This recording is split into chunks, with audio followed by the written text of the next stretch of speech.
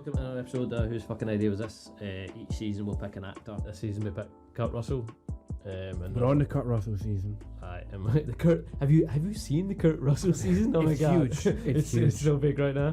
No. And we're on to Tango Cash, 1989. With surprise guest star Sylvester Stallone. Yeah, Sly. People in the industry call him Sly. Yeah, I don't get it's that Sly though.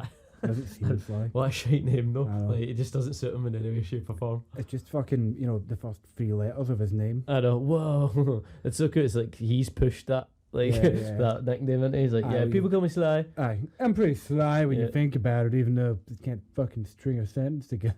Yeah, mate, I had subtitles on this film because it was just so hard to understand. Like, usually is always been quite difficult, but this one I thought particular because I think he's trying to be clever in it. Yeah, like, we'll get into that. That will become an entire segment. Interesting thing about this film that I found in my trivia thing. This was the last ever film of the 80s that was released in cinemas. It's 89, isn't it? Aye, but no, but like literally the last film that was put in the cinemas at the end of the year. When was it? 89. So it was December. Oh right, okay. Do you get what I mean now? Yeah. So it was the last ever film. The last what 80s, a film the last 80s action film. No, the last 80s film. Jesus Christ. The last film. I'm just because the fucking genre we do. I know, but right? Aye. So right now we're reviewing. You're embarrassing yourself. The last 80s. You're embarrassing yourself, and you're embarrassing the studio. You're insulting. Do you think the Chinese and Russian investors are gonna like this? I'm not getting used to this. Like being. By the way, we've got professional. We've got two mics now. We've got really professional. We won't sit next to each other and share the one mic. I know exactly. I find that this already dead awkward because I just see your eyes all the time. It's extremely intense. And I hide behind the mic. It's dead intense. Yeah, exactly. I don't blink either, do I? So, what we usually do is you tell us the. Right, okay, so what do you think the film is about? Right, you've got me, the nameless character in this podcast, to give you a synopsis of the film. So, they're in Los Angeles, right? It's the 80s. Tango and Cash are some of the best detectives that the world has ever seen.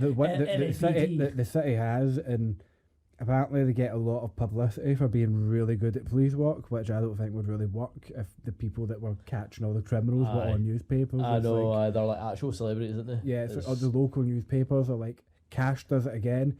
Tango dances and it's the front pages all the time as well. Yeah, and there's a picture of them, and it's like really well taken. Can you name a single detective you know in real life in your entire life? Never, because you shouldn't know detectives unless you're in the force. I know. Unless like you're meant to be like the representative, the spokesperson. Yeah. But anyway, Tango and Cash, two of the top policemen. They have very different styles. What? And they could knock heads, but they've never worked together before, only ever read about each other. They don't have partners at all for some reason. No. Is that not a thing? They're the top cops in the force that apparently work alone and don't have to do anything. The caps. The whole point of the film is that they are the top cops, and these villains, three of them, one Russian, one American, one Asian. Yeah, did that come across? He was Russian. I was like, I don't know where and he's Eastern European accent. Everyone assumes Russia. I didn't even know if he was. I didn't even know what this is. Like, I generally couldn't tell anywhere in the world he was from. It seemed to be changing constantly, but he was not important.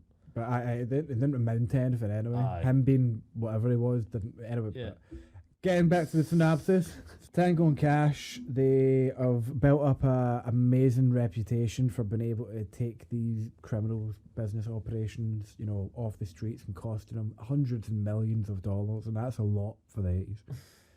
And the ultimate plan from these criminals is we are going to frame them and get them put in prison, because if we actually have a all-out fucking war with the police, we're always going to lose, and that's why we can't kill Tango and Cash. I know.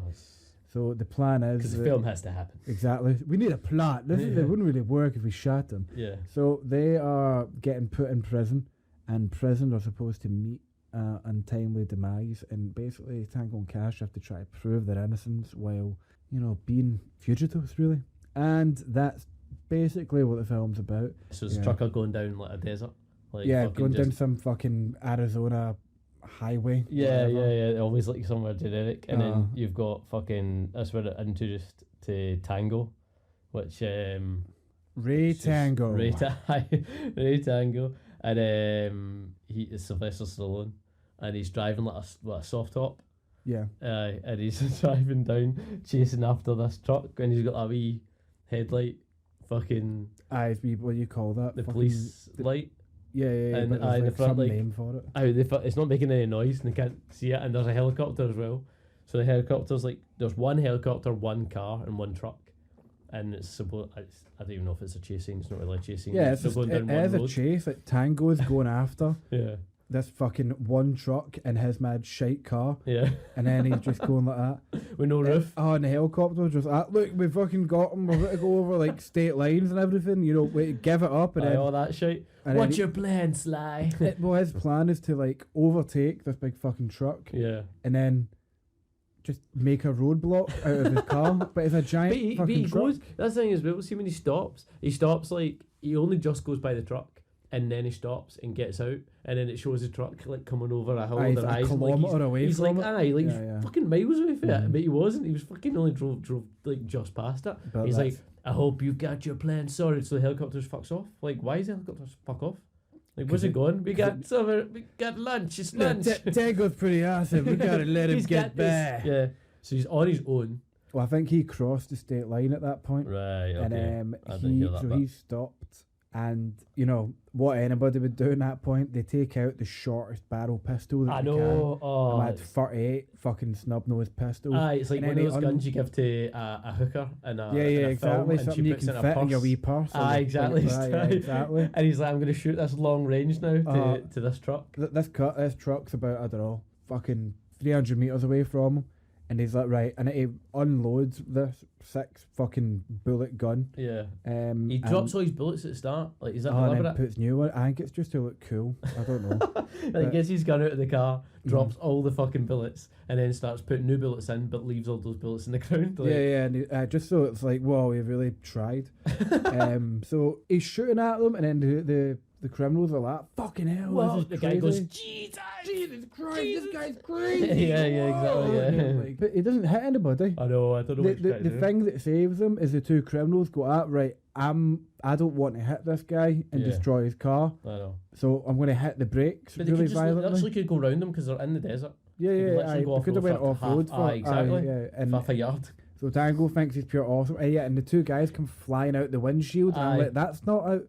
Even though did he not shoot through it? It doesn't smash or something like that. Yeah, it just cracks. It just cracks, but they go through the fucking windshield. Yeah, but then you're like, that isn't the way that a truck brake would work. If you get a fucking sudden impact, sure you go flying out the window. And the front of the truck would turn. That's what usually happens. Come as well, on, guys, it's the 80s. Surely you know the way your seatbelts by now. Just the 80s. Barely. So Tango, we need to establish Tango is he means to be extremely organised. Yeah, he's meant to be clever. He's meant to be like the smart one. Because they keep on, because they're going like that. Huh, Tango, your stockbroker called. Yeah, I know. Why are you doing all? What comes back into play? It's just meant to be that he's like the ultimate like straight white male. Like, he's so successful. He's Sigma. It's crazy. He's a bit like Christian Bale. Yeah, he's American Psycho, but different kind of psycho. But he's got wit. Do you know what I mean? Because he's constantly just hitting witty remarks. He can't stop himself. It is like today. Both of them. Like, see, when I was watching the whole film, I was like, this is like Big Bang Theory where we canned laughter. Like, all it is missing canned laughter because they're just constantly making wee jibes every second. It's just exhausting. It doesn't fit in. It's just like the writers are like, I need to get as many jokes in here. It's crazy. So Captain arrives after these guys have been apprehended. The whole police fucking like where were they? Well, that was the other state.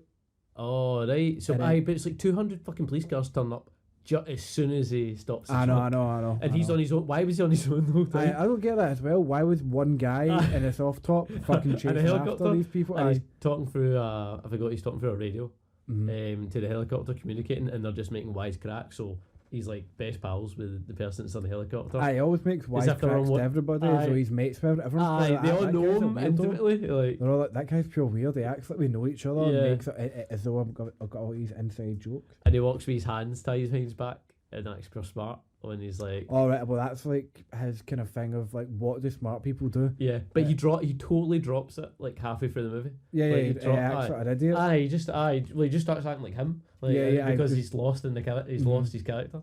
So the captain arrives with all these policemen, and then he demands to know what's going on. And I'm kind of thinking, wouldn't a fucking captain kind of have an idea of what was going on? If he's a captain? I know. He's been on the case for 3 months. Yeah. Which he says that like 4 times in the movie. I've been on this for 3 months. You've been on my ass. Exactly. And so like the kind of whoever's passing for the authority figure of these Arizona State Police or whoever they are, just goes like, "You fucked up, man! This is our area." Yeah, he starts screaming in his face. And the guy's like, he's so calm and composed. Yeah, he's just pure like looking around at it with his tie done up, and then pushes his glasses up. I think he'll find. Yeah, Tango's like, it's not a truck at all. And then it's like, yeah, is it still a truck? And he goes and shoots the fucking truck, and all this cocaine starts pouring out of it. Yeah. And the guy's like, well, I'll be damned. And then he goes and tastes it. That's the thing. But see, back in the 80s films, in a lot of films, the police just get away with taking a wee bit of gear. Yeah, I know, just to prove it's gear and go, yep, pure Colombian. Yeah. That's pretty pure. Let me take another test. Yeah, exactly. It's A grade. Yeah. I need to try it a few times just to make sure. Just a little more taste. Yeah. I put in this little bag just to take back for... Hey, I'm going to go to the evidence logger just for a second. And I go to the bathroom. You stay here. God, I need to shit again for some reason. He keeps going for shits. Colombian shits. It was the drive. It was really warm. But that's the thing, like, so like the state officers, like, check and going like, there's nothing here. Yeah, like, we lift up the panel, it's just gasoline. It's just gasoline. And then he leans over on the guy's shoulder and shoots the gasoline. Oh, it shoots a tank. The tanker, like, and it could easily explode. Yeah, how would you know everyone. that was the bit that exactly. And it just he goes, oh look, that's the jibes he gets in all the time. Oh look, it's snowing. It's snowing. It's like, no, but that doesn't make sense, mate. What do you mean? There's just a list. It's like me shooting a barrel and going, it's raining. Yeah. It's like, this is obviously it's 80s, so it's like before AI, but it's like someone's like smart cop comments and just like how many can be fit in. Yeah, it did feel that way. It's like it was crammed full of fucking... Crammed. So we've done that, but he's a great detective. He worked on the case alone for 3 months. And then it comes up, obviously, the paper headlines. It's like, Cash does it. No, sorry, Tango at it again. Yeah. Tango, single head, and all that kind of takes shit. down a cartel. Oh, that's the thing that pissed me off. Sorry, the main bad guys, criminal bad guys, just drive by a limo in the middle of the desert. Aye, this deserted highway is always unpopulated by about 200 police cars, and then like the guy rolls down the window to look at him smoking a cigar, and it's like got all these bad guy rings on it, and then they'll just like go like, that damn fucking Tango, he's cost us more money. That's $1 million right there, boys. But it's just like, we've lost another. Let's get it straight. You knew this chase was going on. Why so you're in your cruiser, and then you have your driver follow this police chase, so that when you get caught, you can drive past it. Oh, you can drive by and go, during the scene. Yeah, exactly. Like, but another thing as well though, what's the point in having like a shipment if you're going to fucking follow it? Do you know what I mean? What's the point in employing all these people if you're going to fucking be there? Yeah, just got to do a supervisor role. Exactly. Like, yeah. Anyway. But fucking stupid. Why would you be the scene of the crime? But it was really funny. So the main bad guy, which is this old cunt who is one of the worst fucking bad actors cunts like, ever. I don't really know, because there's not a point. He's not got any kind of quip, you know, or I know they don't meet him. There's no niche. They don't meet him at like any point. He's an old man. He actually feels like an old man who's escaped from a mental. no, he's wearing a suit, just twiddling his rings. He's a bit senile. It does seem that way. Yeah. So anyway, he looks into the newspaper, and then it's just apparently like police are like the main celebrities in LA, because it's just got them like Tango's done it again, and it comes up the next page, and it's like Cash fucking single-handedly does this. He's got a wee small column. That's like the point. Like he's not the more famous one. Yeah, Tango gets a massive. So Sylvester Stallone gets a massive one. Kurt Russell gets a wee tiny. Tango knows the chief and all that, and then he's like very high up, so he's like high standing. Organised, and Cash doesn't always do it the right way. Yeah, but damn it, he gets results. Just can't Tango. But so I just say the bad guys establish a plan to get rid of both of them. So we don't even see Kurt Russell yet, and the bad guys basically going Tango and Cash, Cash and Tango, both of these guys. These guys done his billions. And then the two other, so there's like 3 main bad guys. They obviously run their own like drug fucking organisation called Weapon. Yeah, exactly. And 2 of them basically go like, why don't we just fucking kill them?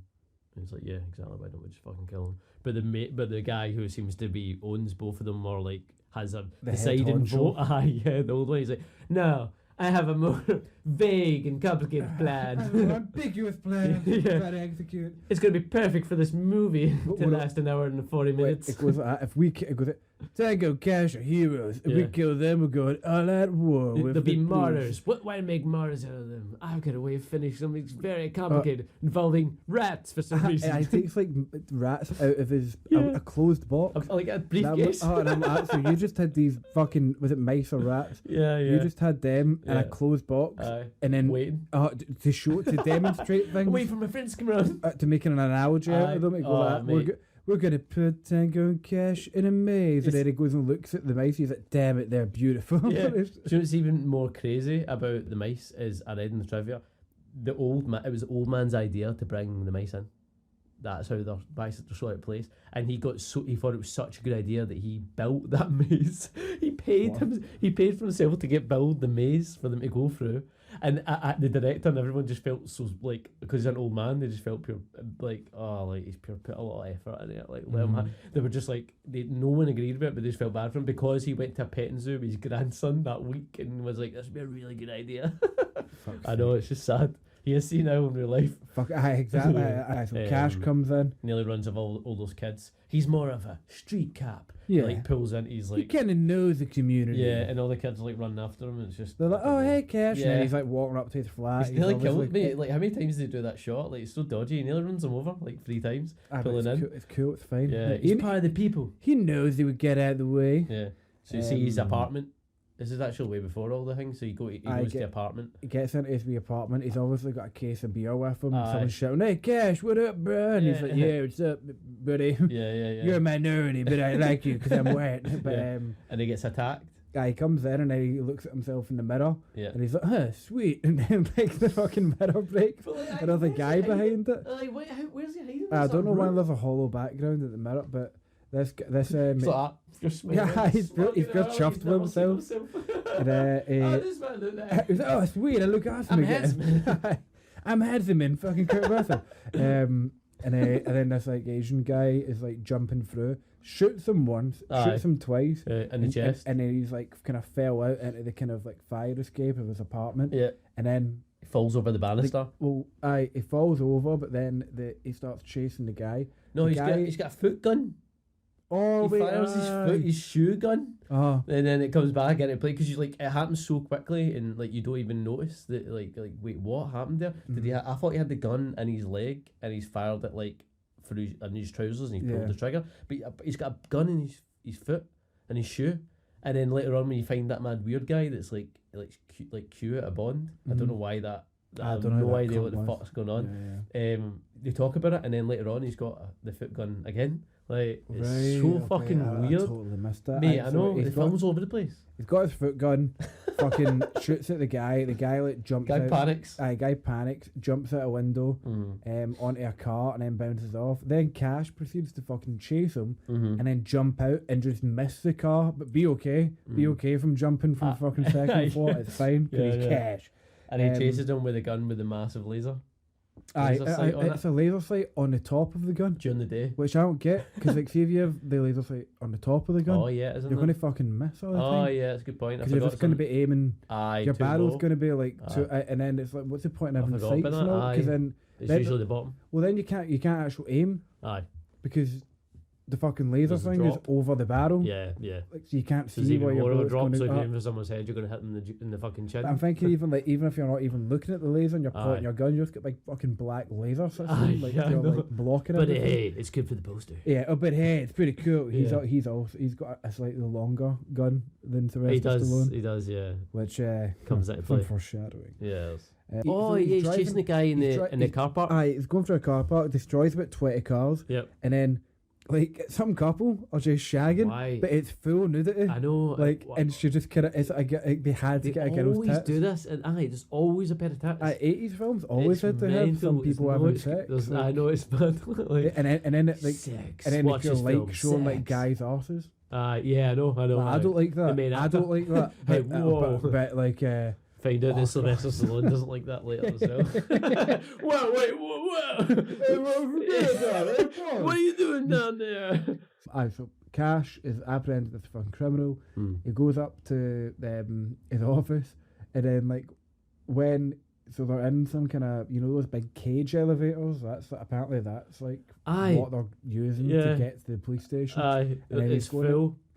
It's full, and then he's just going like he's telling everybody because he's like the most popular kid in the fucking office. He's been shot. He's just like, got shot a couple of times. He was using soft shell slugs. What an amateur. Yeah, I don't even need this vest. Yeah, he has his t-shirt and he goes, this t-shirt cost me like $9. And then then he takes his top off and he just walks it's into the proper South Park film, like the cops in it. Like, it's so good. But he takes his t-shirt off in the elevator. Right, and he walks into the office like he's top off, just pure swaggering. Like, and then he gets his gun. It's loaded out of his drawer, and then starts pointing it at everybody, going like, someone messed with me again, it's time for us. And it's just like, what the fuck that you came in? I'm walking here. Exactly. It's just so... I got my gun here. Oh, be fucking my gun over here. And they're like, just have a loaded weapon just aimed out, like, your hand on the trigger in the middle of a fucking police precinct. No holster or anything. It's cool, because you're Cash. Like, you get sacked for that. So starts interrogating him. They say he's not going to speak, and he's like, he doesn't speak English. He's like, but then they go and we're going to do English 101. He's in the toilet. Like, why is he in the toilet? No, he's in a shower room, a locker room. He's in the locker room. He's doing a pish, and then there's like a table and a chair. I don't even. Yeah, don't remember. So see where they're interrogating him. They're interrogating him. There's lockers right beside him, and then there's urinals right beside him as well. Urinal. And he's the Asian guy's doing the guy that tried to kill him, the assassinate. He's doing a pish when he walks in, and then that's when he like grabs him and obviously like finishes up. He grabs him, throws him over, and puts the chair on top of him. So there's a chair. Like I thought it. Do you know what I thought it was? I thought it was like they were interrogating him and they were giving him a break, and I thought that's not quite clever. He's intervening when he's going for the break, so no one. He's like, you step outside because you're supposed to watch him do a pish so he doesn't try to escape. And Cash is like, alright, I'll take this opportunity. By the way, this is when we find out his name's Gabe, which is fucking amazing. Gabe Cash. Gabriel Cash. Cash and Ray Tango. Like, it's great names, Gabriel Cash, Ray Tango. At it again. Cha. Was it the combination you didn't know you wanted? Yeah. You knew you needed. We got a tango with some cash. Some cash, a bit of tango. And and you find out, I thought that, it's just a break they're having, but no, they were interrogating him, and there's a table and chairs. Like in the toilet locker room. It's like people are finishing up and getting changed in their shift. And just like, Jack, you square. You looking at a criminal. Yeah, exactly. So Cash is like fucking slammed the chair into the guy's neck while he's on the ground, and then I don't know. It's just weird that an assassin could be kind of like forced to confess to something by getting slightly choked. Exactly. I always thought criminals are made of harder stuff, but maybe I'm just tough as fuck. Yeah, totally. I forgot we introduced Cash's sister. No, like, Tango's sister. Meant to be. We don't know his sister. Portrayed as like really clever or whatever. But then he's got glasses. He has glasses. A three-piece suit. Yeah, the three-piece suit. It's ironed. It's very it's ironed. He has a stockbroker. It's a slightly lighter. While he's at work. It's a slightly it's a slightly lighter shade than everyone's suit, so it makes him stand out. Yeah. But carries a paper that's folded. Always carries a paper that just says business on it. But the bad guys are like, what? Just like it cuts to the bad guys, and then they're just watching this amazing quality footage of Tango just like doing raids. Yeah. And then I don't know how he has all this footage. Like, it's a compilation of all his greatest hits. I think he actually says that, the guy, the bad guy, the main bad guy, he's like, there's another 100 million. There's 60 million that time. Yeah, 60 million that time. And the two other bad guys walk in, like, as if he's, like, arranged a meeting. Well, and it's the guy that was in, the previous episode. Lopan. Yeah, it's James Hong, his name is. He's in a lot of things, man, he's good. He's in everything. He's the turtle in Kung Fu Panda. Oh, really? Yeah, he's cool. But he's in a lot of things. He's good. So is the other guy, the mad henchman, the mad British henchman, is fucking awful. English accent. Oh my god! Apparently that wasn't part of the script. Apparently he did that, and Sylvester Stallone thought it was so good that he was only supposed to have like one scene, and then they gave him like fucking hulls after. Like, such an innovative work. Wow, you're like John Hamm. Yeah. Even though he's not around. Even though he's American. But so the bad guys are just watching it with Sylvester Stallone, and then this is when we got to that whole mice analogy where like he poorly explains the imprisonment plan for like, you know, being able to get my elaborate do plan. more major business. Yeah. It's like we're going to have a big heist, and while we're doing that, they'll be in jail. Sorry, it's like how are they going to be in jail? And it's like, leave that to me. Yeah, look at the mice. Did you not see the mice in the maze? Have my English friend explain it to you. Do you know how long this maze took? I spent my own money for my own people. My grandson told me it was a great idea. He's 12. We went to the petting zoo. Okay. You were saying about Tango and his sister. Oh yeah, like see, as soon as that their weird interaction happened, I knew there was something weird. Like they were like foreshadowing, like to reveal that it was his sister. I didn't think it was his sister to begin with, but I was like, this is almost like a father-daughter conversation, and she's like the same age as him. So I was like, this is so weird. Like, are they trying to like? I was so confused in the whole conversation, like because he was like being protective, but then he wasn't. They weren't being like flirtatious, and it was just being weird. And I was just like, are they trying to say like this is what he's like with his like lovers because he's such a business career, career driven. Like this is just so weird. And didn't she say she was going? Where she said she was traveling somewhere. She got but then she doesn't go anywhere. Yeah. We'll get to that. That's later. Not part of the plan. Yeah, but then they don't talk about it again. Yeah, don't elaborate any further. Yeah, I know, but it's the way these films go. Like they can just like cut in and say out something because making sense. Making sense isn't like what it's about. It's about just constantly having things happening for no reason. Yeah. We're getting to a point where Tango and Cash are both like doing a kind of stakeout and following this suspect. Oh, individually. But they're doing it individually, so that they don't know about the other. Yeah. They're in this abandoned building, and then they keep making loads of noise and then hearing each other but never seeing each other. Yeah, but we know the audience. We know because we're the audience and we're omnipotent in this movie. Yeah. And then like it's obviously the classic thing in the 80s, an abandoned warehouse that like nobody uses but takes up like shitloads of fucking space. Yeah. They're getting both of them bump into each other, and that's when all the wisecracks start. That's when they can't stop. I know. Like they just can't stop at each other. Which it does, and the crazy thing as well. It doesn't.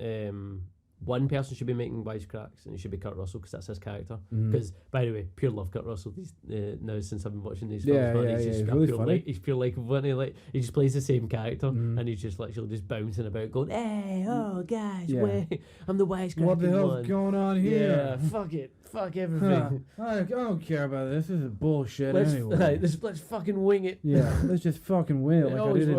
Like I did in Soldier. I'm the main character in Bulletproof. So he makes wisecracks, which is fine. But then Sylvester Stallone's just doing it as well. And they start to get quite like homoerotic as well. They'll keep on going like, why don't we go to have a shower together? Yeah, keep talking about each other's dicks. And he's like, what are you, my fiance? He's like, you're not my type. Yeah, and he goes, is that a proposal? Like he says that like 3 times. Like. And he's like, I thought you missed me. Don't worry, I wouldn't miss you in a hurry. It's just like Big Bang Theory like jokes, man. Yeah, imagine those writers just get fucking shoved in. Aye, exactly. So they're both like following. They nearly shoot each other. They nearly shoot each other. They go around the corner and then they'll shoot each other, and then that's how it starts. It goes, I nearly blew your head off. Yeah, not before I blowed your cock off. Not before I cut you in half. And he's like, you haven't got your gun pointed. But he's like, it's my other gun. What other gun? Has he got 2 guns? He's got 2 guns. He's cutting about with me. He's trying to open the door. Like, I can't put this gun down. Need to use my foot or something. Fucking. Stupid writers, give me 2 guns. I'm Tango. I'm meant to be really smart. So then they come across a dead body. Yeah, so they go freeze. Freeze. I'm a cat, buddy. And then we're caps. So they're getting there, and then all of a sudden, like the entirety of the FBI just burst out of the room that they're in, and they're just get down, like, relax, we're cops. And he's like, what's that gun at your feet? And he's like, what gun? He's like, that gun. Well, he just slides over. Was in the office. He's just pure explaining to them, and then like they're saying, Cash, that's your gun. Yeah. You're going down. Tango's got, well, guys, it was really cool to see you. But I wasn't actually here with them. Ciao. No, you're standing here. He's like, wait. He's like facing the police, and then he tries to like walk into the crowd and turn around and goes, looks like we got him, boy. No, wait, you were over there. I've been telling this guy for months. Yeah, I'm not with this clown. But, like, it was really weird. So then just go straight to a court case, basically? Well, no, then they do, like, because this is the thing that's really strange. Every aspect of the trial, when they're going on a trial, is, like, publicised. And I don't know, is it just in the UK, or is it the US as well? What? Where you're not allowed to actually have photographs or, like, video footage of the actual inside of a courtroom? I think apparently this is judge discretion. So that I think one of the lawyers of the like defendant or the prosecution put it forward, and then the judge decides whether they allow cameras in. Really? But it might. Yeah. That's why. I don't think that's the case. Johnny Depp and Amber Heard. That's what I think of that thing. I was like, why was that even? Yeah, I don't know about the UK, but apparently the judge chooses it. About it. I know. It's the judge that decides. Every aspect of the trial has been publicised, and it's like front page of the media. Aye. And it's just really strange. How it's just to get it over and done with in it as well. It's just like a montage, montage of the court. And they keep on making wisecracks about like every single witness, like people making fun of them. Aye, so they did that. How much do you think it cost to buy that clown? He's like, probably bought burgers because he's fat. Like, that's like the jokes. Like they're suddenly best pals at this point as well. The guys like go like that. Give me a chainsaw for this, guys. I'll get the monkey wrench. Stop. The lawyers must be like next to him, just going, what the fuck? Like, who are these two policemen? I know they're like children. Yeah. They're like teenagers. Yeah. It's really strange. Like, they just make fun of everybody that they see. No, I know. And as though they're allowed to talk to each other while people are talking. I know. I know they talk over each other. Yeah. So we're getting through this bit, and then the trial. The Asian guy's up for trial, and he's like, he speaks English. And he's like, I know he fucking does. And I know he speaks English. I did in like 3 scenes before. Yeah, exactly. It's couldn't be racist. It's the 80s, baby. Aye. And then, so you get and then even the cops seem to be, they've traded him in, like, and saying, like, I saw him kill him. No. It's the sound engineer as well. The sound engineer as well goes, where I can put, because basically the way that it's been framed. Hear it stitched together. The way they've been framed is it's. There's recording. Basically like audio recordings of them. Yeah. The dead body was wired. Yeah, and why is he wired, Cash? Why is he wired, Cash? I don't know, Tango. Tango. No. But so some of these just spliced together like audio clips of them speaking. Yep. And then like made a master clip of that made out as though they had actually killed this guy they found in the warehouse. Like they were. It's so convincing. It's so fucking bad, mate. Like, hey, it's so bad. You shoot them? Yeah, I'm gonna shoot this guy. You know, come to corrupt cops, and you're right to the. I am Cash, and I'm a corrupt cop. I am Cash, and I know you are. That's so stupid though, but. So then anyway, the lawyer tries to convince. So they're going to get 18 months. That's what the guilty for murder? plea for no, they call it voluntary manslaughter, and I'm like, other words known as murder. Like that's what that is. Like, manslaughter might be an accident, or you can blame it on like there's reasonable. Yeah. I know what you mean. But yeah, then Tango's like talking to his lawyer. He's like, I need to meet with Cash, and then. That's when he's still doing the hand behind the back, staring at the window. Yeah. I want to speak with Cash. I have something interesting I want to say to him. And he never looks at anybody because he's always looking away, thinking. So he's amazing. He's talking to Cash, and he's like, look, we need to take the plea deal and everything. Yeah. And then Cash is just kind of like, right, fine. But I'm going to do the talking. Yeah. And then Tango's like, no, I'll do the talking. So then apparently they're making a joint butting heads. But they're making a joint statement of admission of guilt. Yeah. And then basically the ultimate decider for that is stand up in court. No, it's who's older. Oh yeah. So this is stolen for that Zulu film that's pure famous in the 1960s Zulu film. Apparently it's literally taken from that. It already sounds stupid, so I'm assuming it had context in that film probably better than this. Right, okay. Aye, what does he say? He says like, when were you born? What month? Aye, what were you born? And he's just tell me when you were born. He's not the year.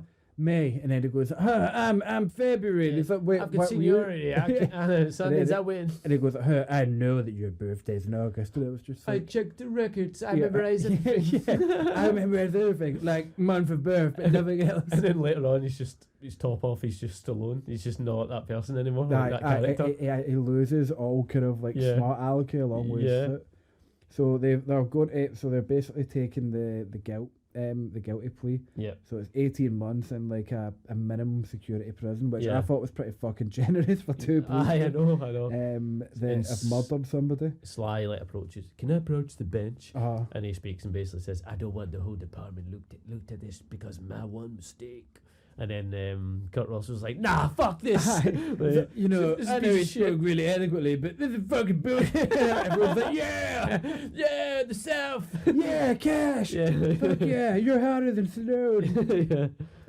So they're getting taken to like the prison. Whatever prison. Then they get to the prison. It's just a pure maximum security thing. It's really weird because they start getting marched through the prison, and like randomly bits are on fire. Oh yeah, inside the prison, and everyone's just talking There's about paper everywhere, flying about. Everyone's throwing shitloads of paper at them because you know how much policemen hate paper. And they're paperwork. all shouting fresh meat. I know, they're all just talking about how they're going to rape them. I know, it's like over and over again. The black guy says, "I'm going to put brown sugar in your ass." I want to put brown sugar in your ass. And it's just like, wait, is that a kind of analogy for cum because you're black? Like what? I don't get it. Oh god, it's disgusting. Sweet.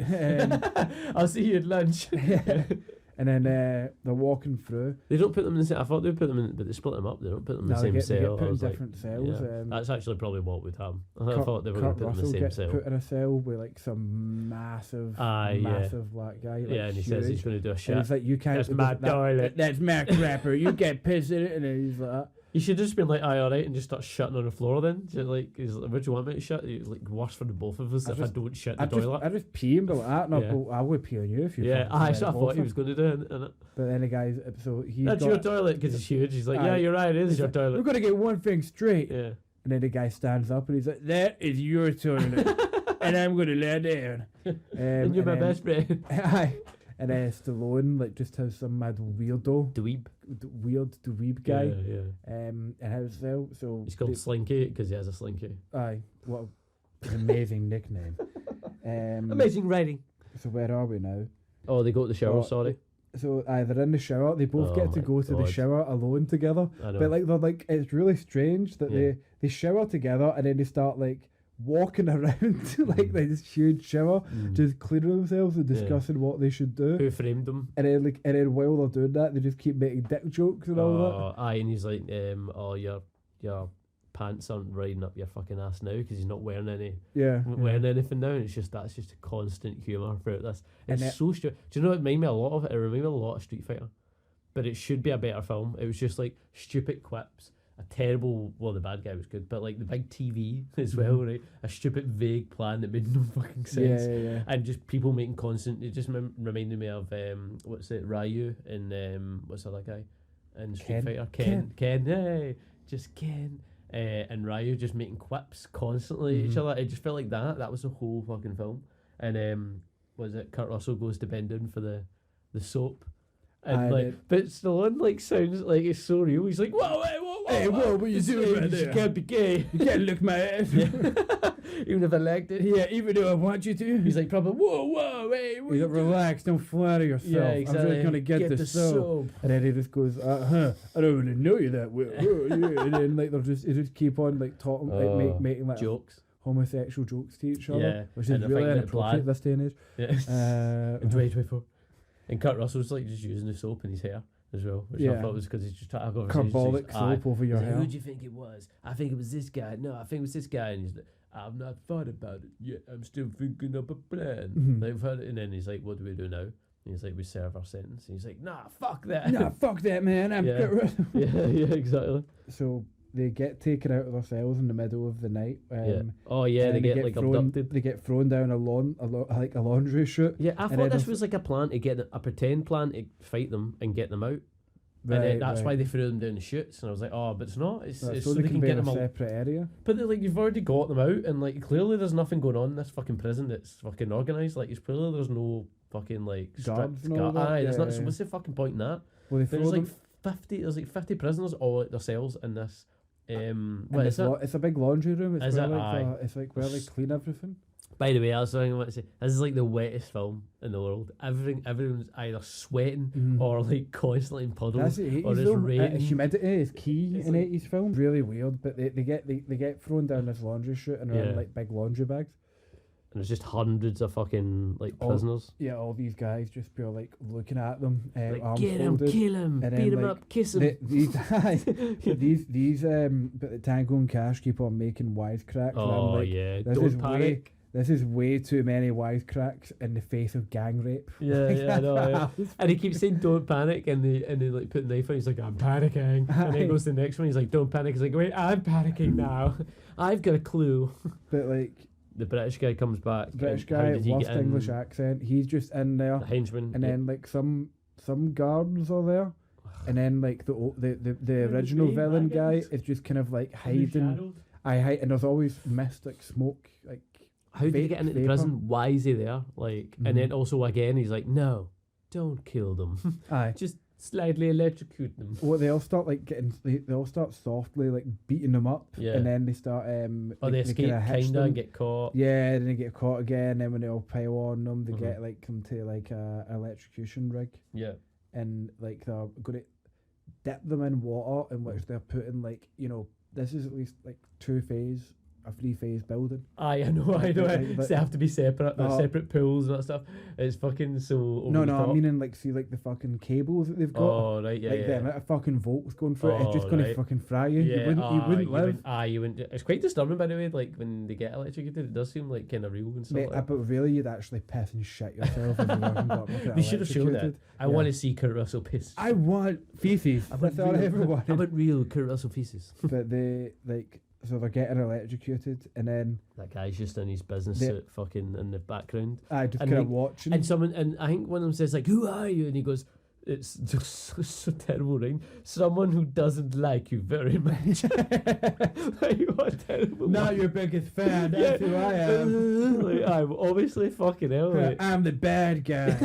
You'll never know. Fucking know that. Fucking behind you. And then but see when they do find out who it is, like, do they ever at any point go like, oh, that guy, like they don't meet him. They don't like show them, like, like in things in like Time Cop, you see like the bad guy is in there meeting up with Jean-Claude Van Damme like during like the film and stuff. There's no context to this bad guy knows them, like, or they come across each other. They don't meet each other. And in fact, when I read up like the trivia, the bad guy, one of the reasons the bad guy signed up for it was the old man. He said he had like 5 or 6 scenes with Stallone. He was quite excited to work with Stallone. Why? Because that was when he was like the peak action star at the time. And he never met him on set. They never had a scene together. So even when it gets to like the end film, like the climax film, they never meet each other in the film. So it's like, what was the fucking point in this? The whole thing's just buddies, buddy caps. It felt as though the thing was being written as they went. Aye, aye. It's kind of funny though, because basically the assistant warden kind of breaks in with some of the loyal guards, and then they break it all up. Yeah. And the prisoners don't really kind of get chastised for it. They just kind of walk away. Run away. And then they're just kind of like. This happens every day. It's like a school fight getting broken up. It's like, no, you the prisoners that were torturing and executing 2 random guys. I know. And then it turns out the assistant warden's actually a pal of Cash from back in the day. Oh, he's got a Brooklyn accent. And he's already figured out a plan to get them out. Yeah, I got to bust you out of here. Very convenient, thank you.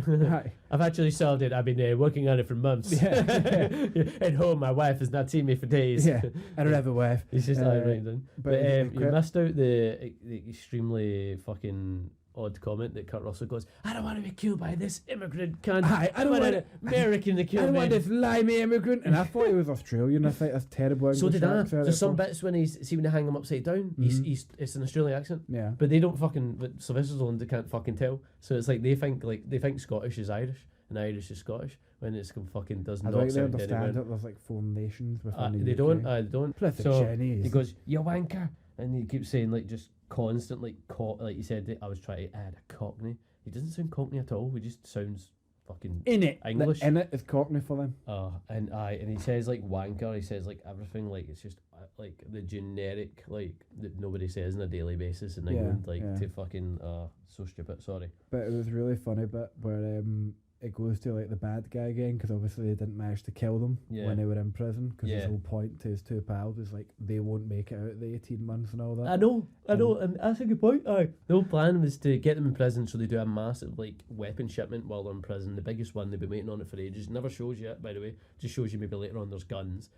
Quite rightly, the Asian gang lord goes, what happens after 18 months when they get out? And it's like, well, first of all, they won't be cops, so I don't know why you're worrying about that. You don't go to prison for murdering someone as a cop and then come out and go, and he's back on the force. Thanks for serving your time so honourably. Yeah, but true, he goes, and then the old man goes, what makes you think they'll make it out of prison? Then he gets the opportunity to kill them when they're in prison. So he's alluding he's going to kill them in prison, gets them in prison, has the opportunity to kill them, and goes, not quite yet. Yeah, it gets broken up, and then it's so funny when the whole thing gets broken up by this assistant warden, because he just kind of like steps backwards in the mist. I'm going to totally get out of here without anyone noticing it. I'm like 80 years old. I just like cuts to him going through tunnels of shit, like getting through, like that's how he actually got in. Like so stupid. But the two other kind of like heads of the syndicate go like that. It doesn't seem like your plan. You seem senile. Then You're really old. The guy's just pure playing with one of his mice. Go like, that's fine. And he's talking to them like he's talking to them through a TV screen, because you always have to talk to people through a TV screen.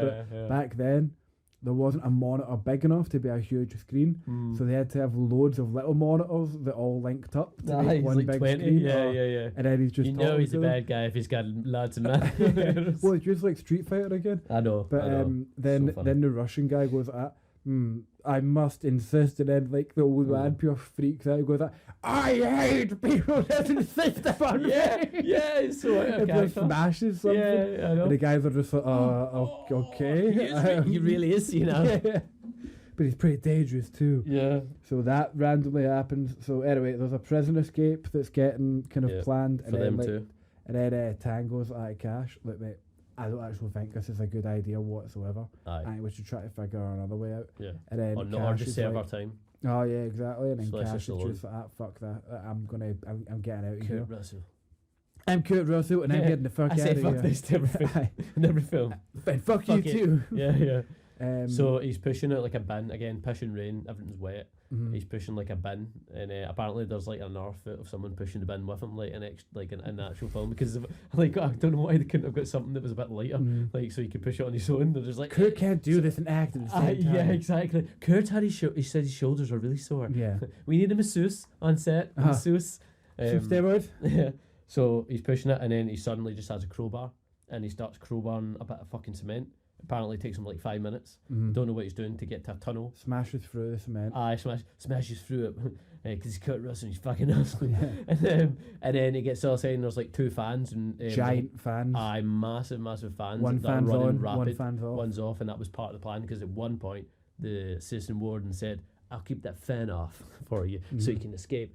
Goes to go through it, and goes up through there, opens a door, and then all of a sudden his wee assistant warden pal falls down, and he's clearly dead. Fuck's sake. So then we didn't actually illustrate this point at the start. There was one prisoner in particular when they were coming through the prisoner, who has like this ridiculously massive jaw. John Chin. Mate, I thought it was prosthetics. Yeah, I thought it too. And Julie's name in the film is Face.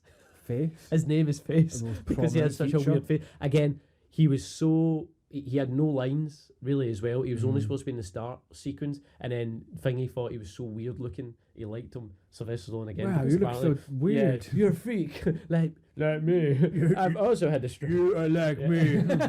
Us freaks need to stick together. Stallone was actually in his prime at that point. He was helping write it and slightly directing it as well, which is crazy. That probably explains why it's so disjointed. That's why he got to play that fucking. He was obviously trying to like show his wide range of acting. I don't want to be like a kind of idiot Rambo Rocky. I want to be a sophisticated. Exactly. Person. Put me in a suit and get this. I'm gonna wear glasses.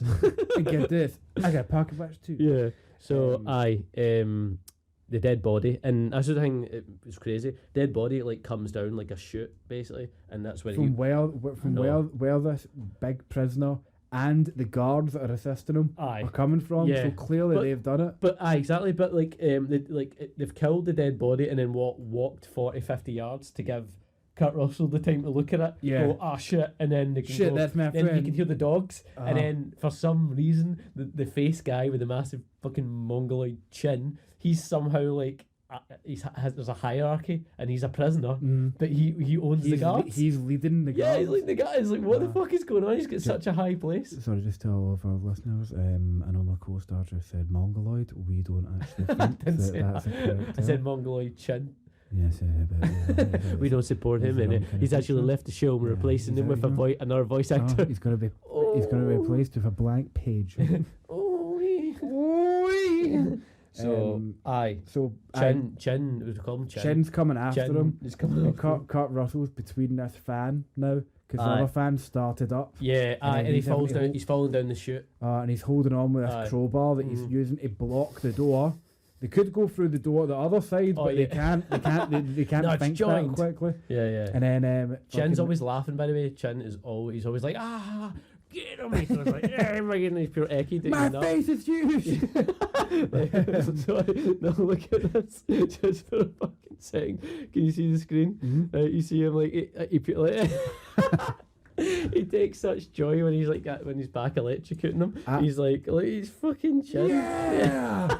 He's loving himself. I feel like he's so into this film. Like he's loving it. He's got to be though. I've got such a big role. I've did it, making so much money. My face made it. I know, like how he's like actually throwing his head back and laughing. But he fucking so we get to the point so where. Funny. Tango turns up, so he wasn't part of the plan. He was like, it's a stupid plan. I want to serve my time. There's like a kind of scene where he's washing the floor, mopping the floor up. Oh, is it? And then like for some reason the only thing that separates like him washing the floor and the surveillance area for all the guards is a set of bars. So he mops the floor and then starts moving towards the surveillance area and sees Cash is like outside pushing a dumpster. So that's how he ends up getting there. Then he's just so he sees him in trouble basically, but he's not in trouble at that point.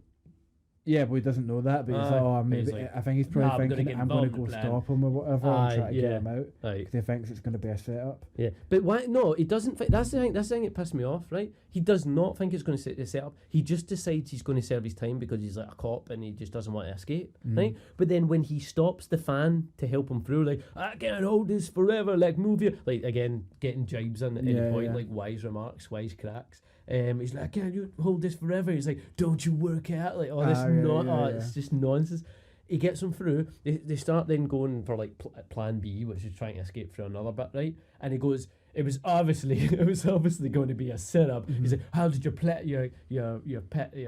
friend Matt, I think his name is, your friend Matt fall for such an obvious setup because he's got glasses and wears a suit. And he's like, you never said at any point it was a setup. Like, you just said you didn't want to do it. And, like, what do you mean it was obvious? Like, why wouldn't you said something then? You didn't say anything. And then why did you decide to turn up instead of stopping in the first place? Yeah, it's just like being that prick of, like, go that was so obvious. Aye, when it wasn't. Aye, so Tango saved Cash and it's like, right, let's get the fuck out of here because we're going to just make an improvised escape plan. And there's dogs that they never let off leash at any point, just so they can bark. And the Chin guy's like, I'm out my fucking tits.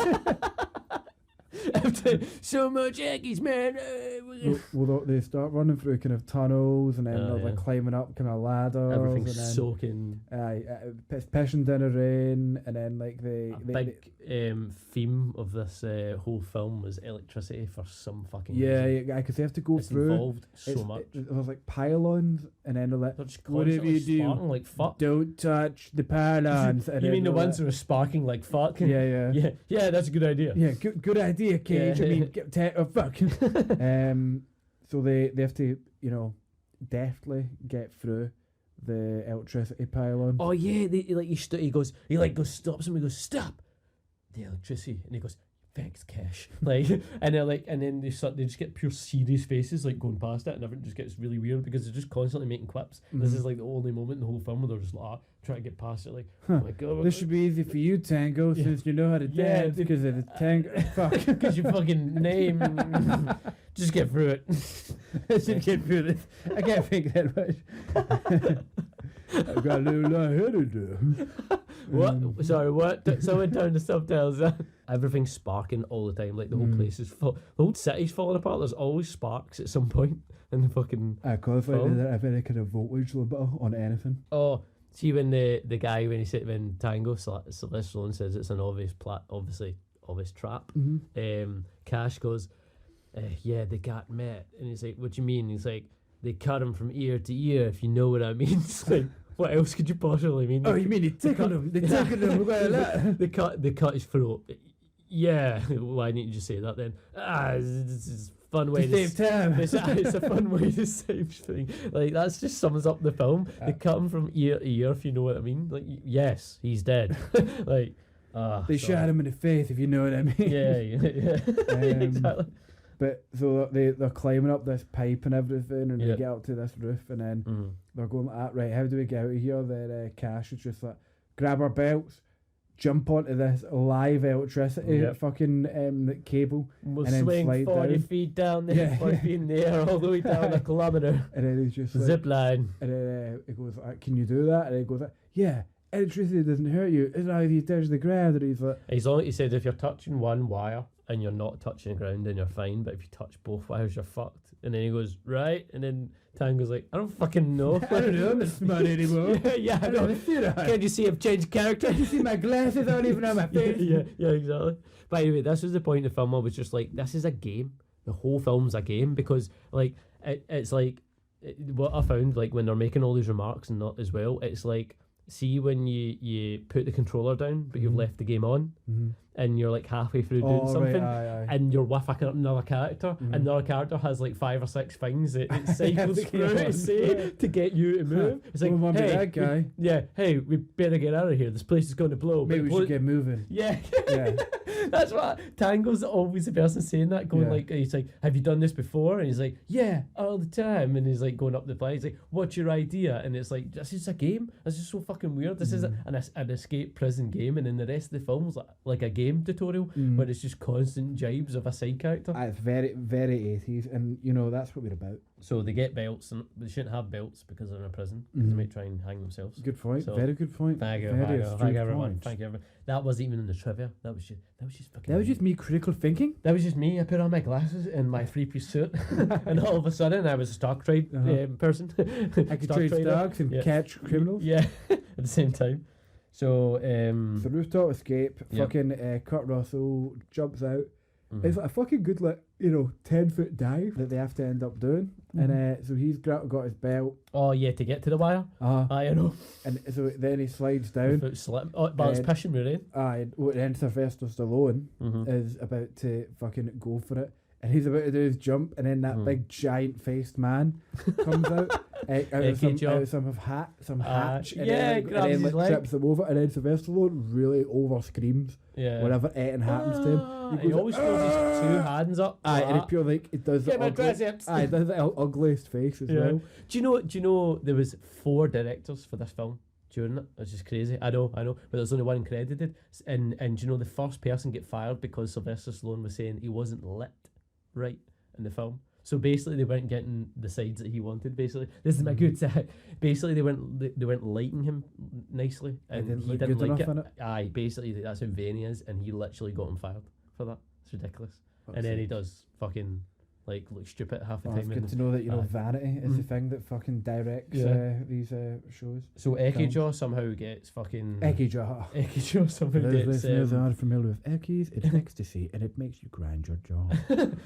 He somehow gets like a chain with like a hook on it. Like, where's he get it from? It's not a ninja. It's like a ninja infiltration hook. Wraps it round his ankle and pulling it, and then Sylvester Stallone's like instead of like it's really tight. Just like standing up and punching him or like getting, because he's already close to him. They're like really close, and he's still trying to pull it apart, going you're gonna hey stop, you're gonna hurt my ankle. It's getting off the circulation. It's starting to really hurt. Like, and he's just like man, like I'm fucking in my nut. And somehow he's able to pry it apart, and the guy's still pulling long enough to kick him. Does he kick him? I thought he was kicks him into the loses. That way, he kicks him, and the guy's pulling as hard as he can. Yeah. And do you notice he fucking how he gets electrocuted? He grabs 2 wires at the same time, just like Kurt Russell just said like a minute ago. Oh, right, okay. Is that a thing? I don't know if that's a thing. No, it's like you can't be touching the ground, because in order for it to conduct through you, it has to have like an earth connection. Right, okay, so it's worse. I thought it was better if you're touching the ground. I don't know. But anyway. No. That's why you wear rubber like soled shoes and all that. Right, okay. To protect yourself. So he gets electrocuted, naked jogs deed. An epic death. But while he's been electrocuted by, now you have to remember what kind of fucking voltage, what voltage is going through a pylon. That's like something that could fucking vaporize somebody. And then he's just go like that. Oh, so he does. He speaks, doesn't he? Yeah, you wouldn't be able to speak. No, with that jaw. Or maybe the jaw is that. Maybe that's how he can speak. He's so powerful. So he must be stopped. So they managed to slide down a power cable. And for some reason they split up. I think they split up. I know. I thought this was weird as well. Ground. Why immediately split up as well? Like, why not somehow get change of clothes, get into the town or whatever, the city, whatever's closest and stuff like that, and then come up with a plan? So Sylvester Stallone goes at fucking Kurt Russell. Look, if it gets too hard for you and the cops on your tail, go to this club and ask for Catherine, which is no fucking help at all, as we find out. He's just like, right. Yeah, sweet, Catherine. Yeah. But you find out they don't have a plan when they do split up. Kurt Russell goes to like a fucking like a garage, like a fucking car garage, like steals the phone, starts talking to someone, and then a guy's like shaving behind him. Guy doesn't ask who are you, and because the guy's taking his shirt off to like shave, he's thinking Kurt Russell just steals his shirt, and it's like what? Is it Stallone? Sorry, Stallone goes to phone his captain. Yeah. Oh, is that right? Get a captain on the phone. He should be there. Like, why? Okay, he's not in office right now. Like, that's okay. Some mechanic. Tell me like stock traders in town. He's like, I go, tell me stock traders back. You know what it means. Yeah, you know what it means. And it's like, is that you, Tango? But oh my god, it's a prank call. This guy's fired, isn't he? But the mechanic is like shaving, and then Tango just steals his fucking shot. And then like the mechanic like turns around and his whole face is covered in shaving. He's like the Nectar's pal. No, but I mean like his forehead and all that. It's got it all over it. It was just so dumb. We get a scene actually. It goes back to you said the old man goes off. He's not. Don't insist. I hate people that insist. He just has a pure scene. I hate people that insist upon things. Okay, and the guy, and then the mad British guy brings him over the box and the 2 mice, and he just gets the 2 mice and just like puts them on his head. He's just like, rubs them on his face. He's like, what is this about? I mean, it'd be different if you could. The director's just like that, going, why is he doing this? Thank God he's free. Yeah, thank God he's old and he'll die soon. So he says it's like all part of the the plan or some shit. It's all part of the plan. Like, I don't have a plan. He literally said that was. I don't actually have a plan.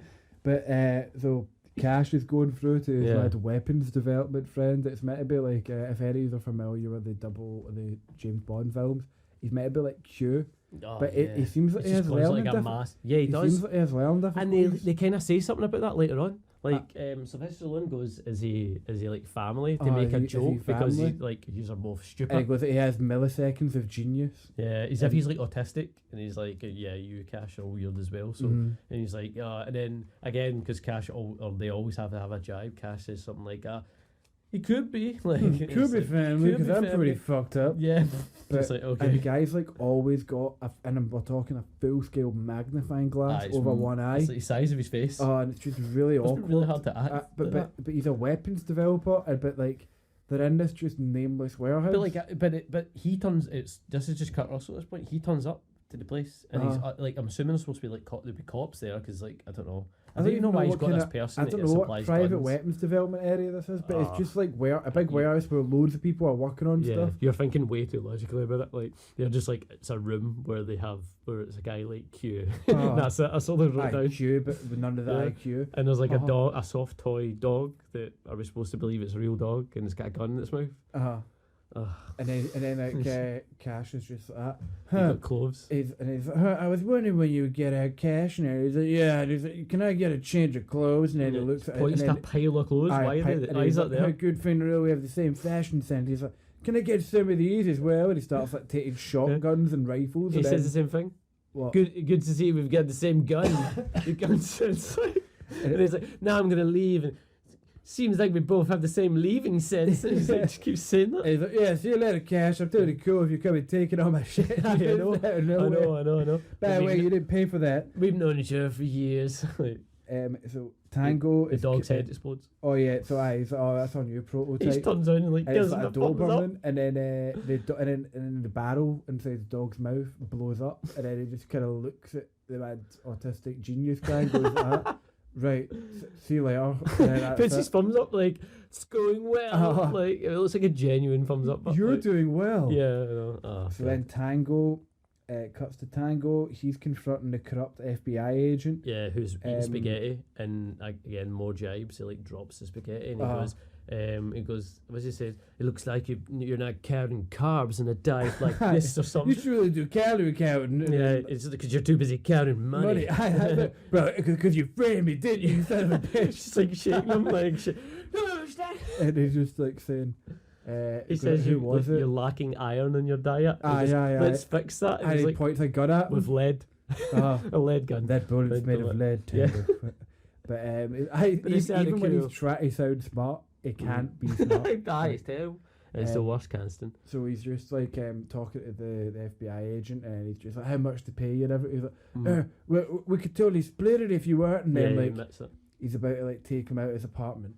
Shoulder barges. And the FBI agent like shoulder barges Stallone out the fucking way, and then runs to get in his car. Turns out there was a car bomb on him all along. It's like they want me dead anyway, and it's like okay. I'm gonna rush to my death now. Yeah. But the car explosion's like so fucking close, like to the that would take out Stallone. I know, and also like it's pure close to the stuntman, like it's in a garage. And exactly, and he's just all door of it. And see when the stuntman dives, they must like I did say like in the trivia bit that they only got to do some stunts were so fucking dodgy they only got to do them like once, and I think this was one of the cases because they have one camera and the one camera's facing Stallone. You see that it's not him, like, and it's pure stays on for ages. It just stays on the stuntman's face going like that, lands on the floor like, I'm not Stallone, and it's like they obviously only had one shot of that. Like they didn't have another camera angle. And they're like, well, it's this or nothing.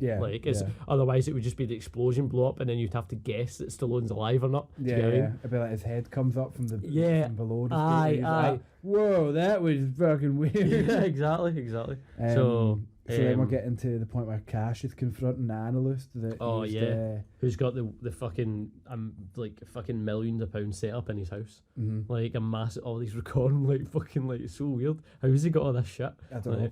He's just a fucking like he doesn't bring his work home with him. Like, Wait, that's probably like one of the people that can work from home. Yeah, exactly.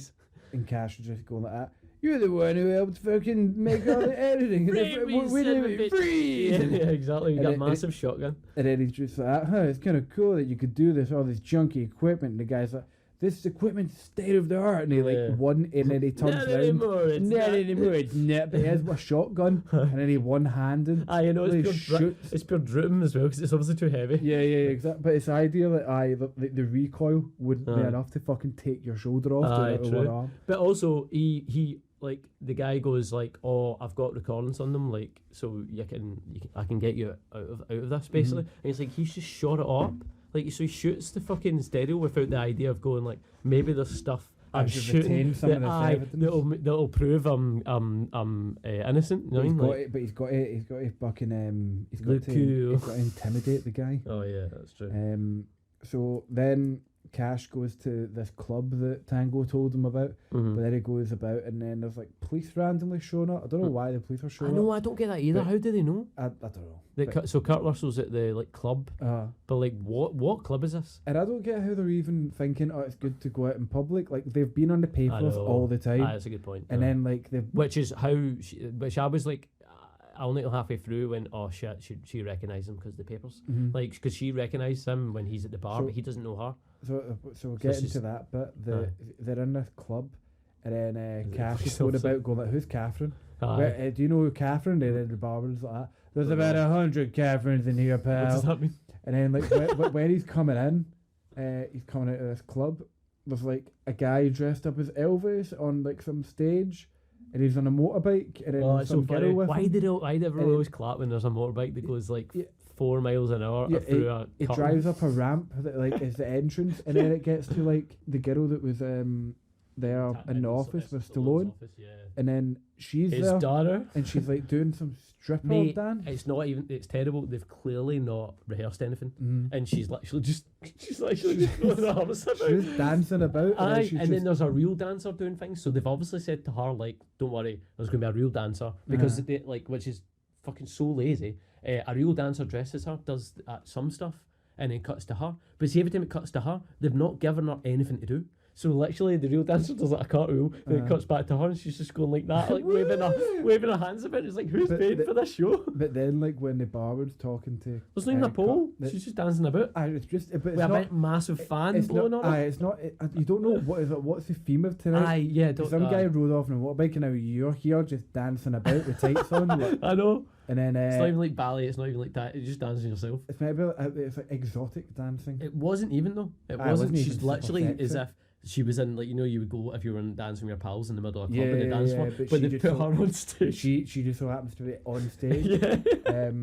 Just going like that. Because then she looks at Kurt Russell, who's if you're asking for Catherine. Yeah. And then she recognises his face. But then she goes like that to the barman that is being a dick to Kurt Russell. Yeah. Hey, fucking, my drumsticks. And then there's just a set of drums there. And then she just starts playing drums on stage. You're like, she's not playing so what is it? Are you a musician? Yeah. Are you like, maybe, I don't really get she's the not playing in the beat of the thing as well. She's just hitting them. Yeah, she's just smashing it. She is smashing it. She is smashing. So do you know who she is? She's the Desperate Housewife woman that's got the daughter in it. The one that's like the only one that's like a single mum in it. The daughter's like maybe like 18. I never watched Desperate Housewives. It was good, man.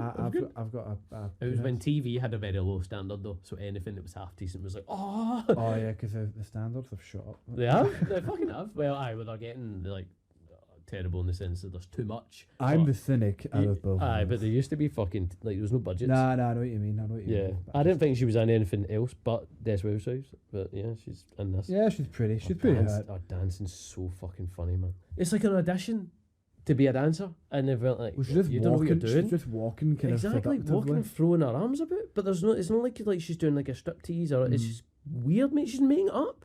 Oh, it's crazy. So anyway, she gets backstage, and then she's just going like that to fucking Kurt Russell. Only one person calls me Catherine. Yeah. And well, we get more tits. I really care about him, and then like, because you try to be extremely elusive to be like he's not, and we're not dating. But how do you know him? It's like, it's crazy. But and then again, women are walking about with their tits out in the background because it's an 80s film. There's no place I wouldn't rather be right now than this with all these tits. But I'm under the. I'm in heaven surrounded by tits, but. There's police and they probably got the back alley covered. I can't tell you how much I love it in here.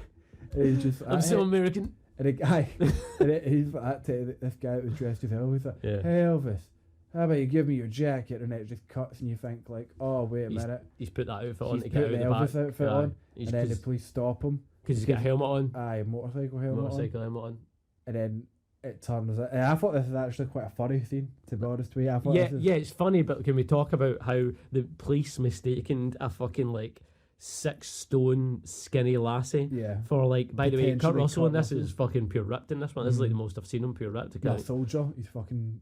But so he's big and broad, right? More broad. So we're talking about he's probably about 6 foot, right? Because in Hollywood you had to be about the fucking 6 foot. He's built and they were going like, hey, stop him, that could be Kurt Russell, that skinny white fucking like woman in high heels. It's like, obviously it's not fucking him. So she takes off the helmet and reveals it's her, and she's like, "Why, hey, yo, what you want? What are you doing? I want to take a draw of a cigarette here." And then she doesn't put the helmet back on when she gets on the bike. Gets on the bike, and then Kurt Russell is coming through, and we get a pan up from heels. By the way, fair play. This is the 80s, man. He's like, looking not bad. He's looking not bad. He's pretty hot. But he's dressed as a woman in tights, and like in the 80s, that probably was a big thing to do, especially for a big actor like that. Yeah, for someone that's been a man kind of thing. Totally. Like, it wasn't like cool to be openly gay like back then. So somebody like, and then one of the policemen just like try to sexually harass like Kurt Russell. I think that's just to be a joke, guy. So you're in aerobics. He's actually a man, and he goes Kiki, and he's like Kiki, and then Kiki like help, and then she's just like. Get off of my bird, get off of my missus, hey, oh. We're lesbians. Hey, forget about it. It's like clearly a guy in fucking makeup. And they get on to the bike. Russell gets on the bike, and then the fucking guy goes at the chief. Huh. But dykes on bikes, eh, chief? And it's just like, nice, mate.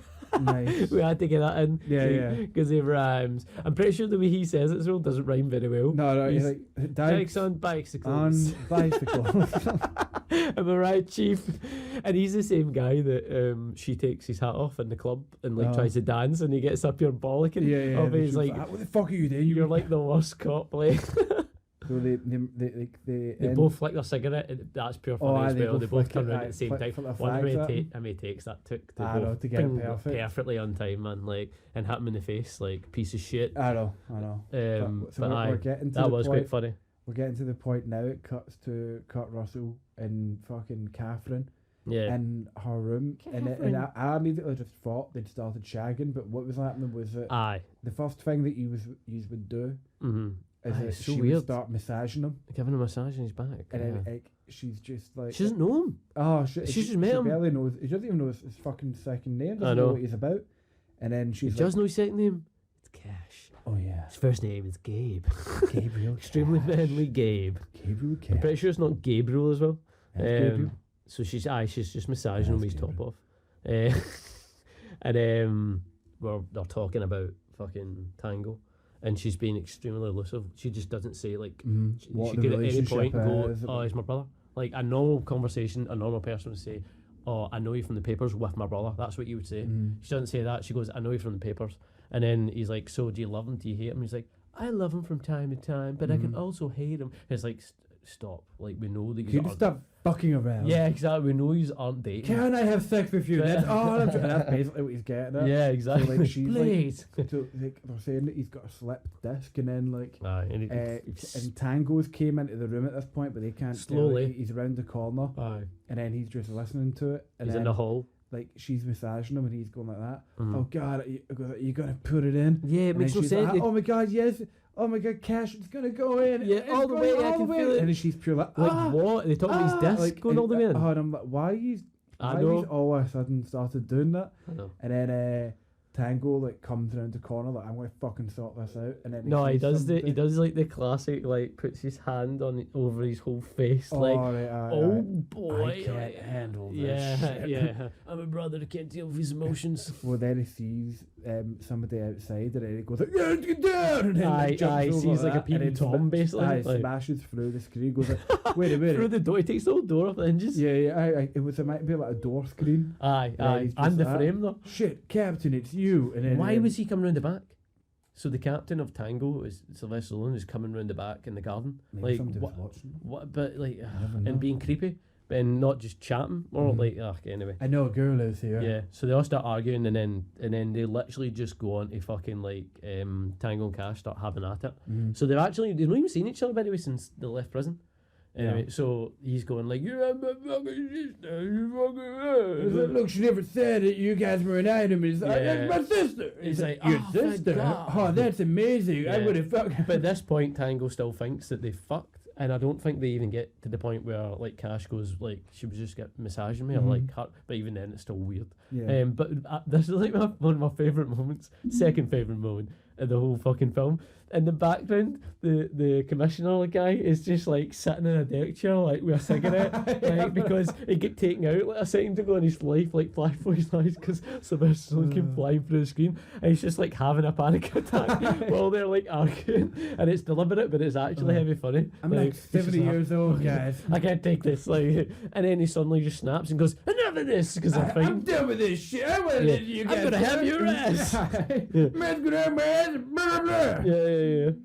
Oh no, we've never got back to. You know how like they always go like, they like, but damn it, you get like you smashed up this 5 police cars, but you get results. See, at the very start of the film, that police commissioner rhymes off the fines that Sylvester did, and it's nothing. It's like an £80 window. It's like you went over jurisdiction line, but he's like you caused all sorts of damages and stuff like that. But all he did was smash one window. But it's like they've written that after. Like, do you know what I mean? Like, it's so stupid. It's like he's going to rhyme off all the damages, and then he realised that, oh shit, he didn't actually damage anything. Done this. He didn't get all the police involved. He did it himself. Like, scared 2 birds. Didn't it? Exactly. Oh, it's stupid. So they're like sitting, like coming up with a plan. And then this is where you find out, obviously, like Tango and Catherine are brother and sister. And then you're like, this is the weirdest brother-sister relationship ever. And then he goes in and get changed. I know you love me.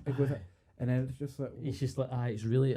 It's they never played those Sylvester Stallone is so used to being the main actor that has a bird that he's literally still doing that. He doesn't know how to play a brother. And then she clearly fancies Sylvester Stallone. And then she just like... just flirtatious with her brother. And he just goes like... That's sick. And he's like, put it there. And then... What was that? That was so weird. And he just weirdly shake hands. Oh, it's so fucking weird, man. And there's plenty of scenes now where, like, Sylvester Stallone and that's when he snapped Russell back a wee bit like, into his character of being smart. Yeah, try to be the kind of clever one. I'm sorry, I've done a time in order to play with you. Obviously, that's also a really weird fucking thing to say. Yeah. I've not had time for you, and she's I'm like, you've done so much. Then he does his mad thing where he says the weird, just generic smart person shit that he thinks is smart.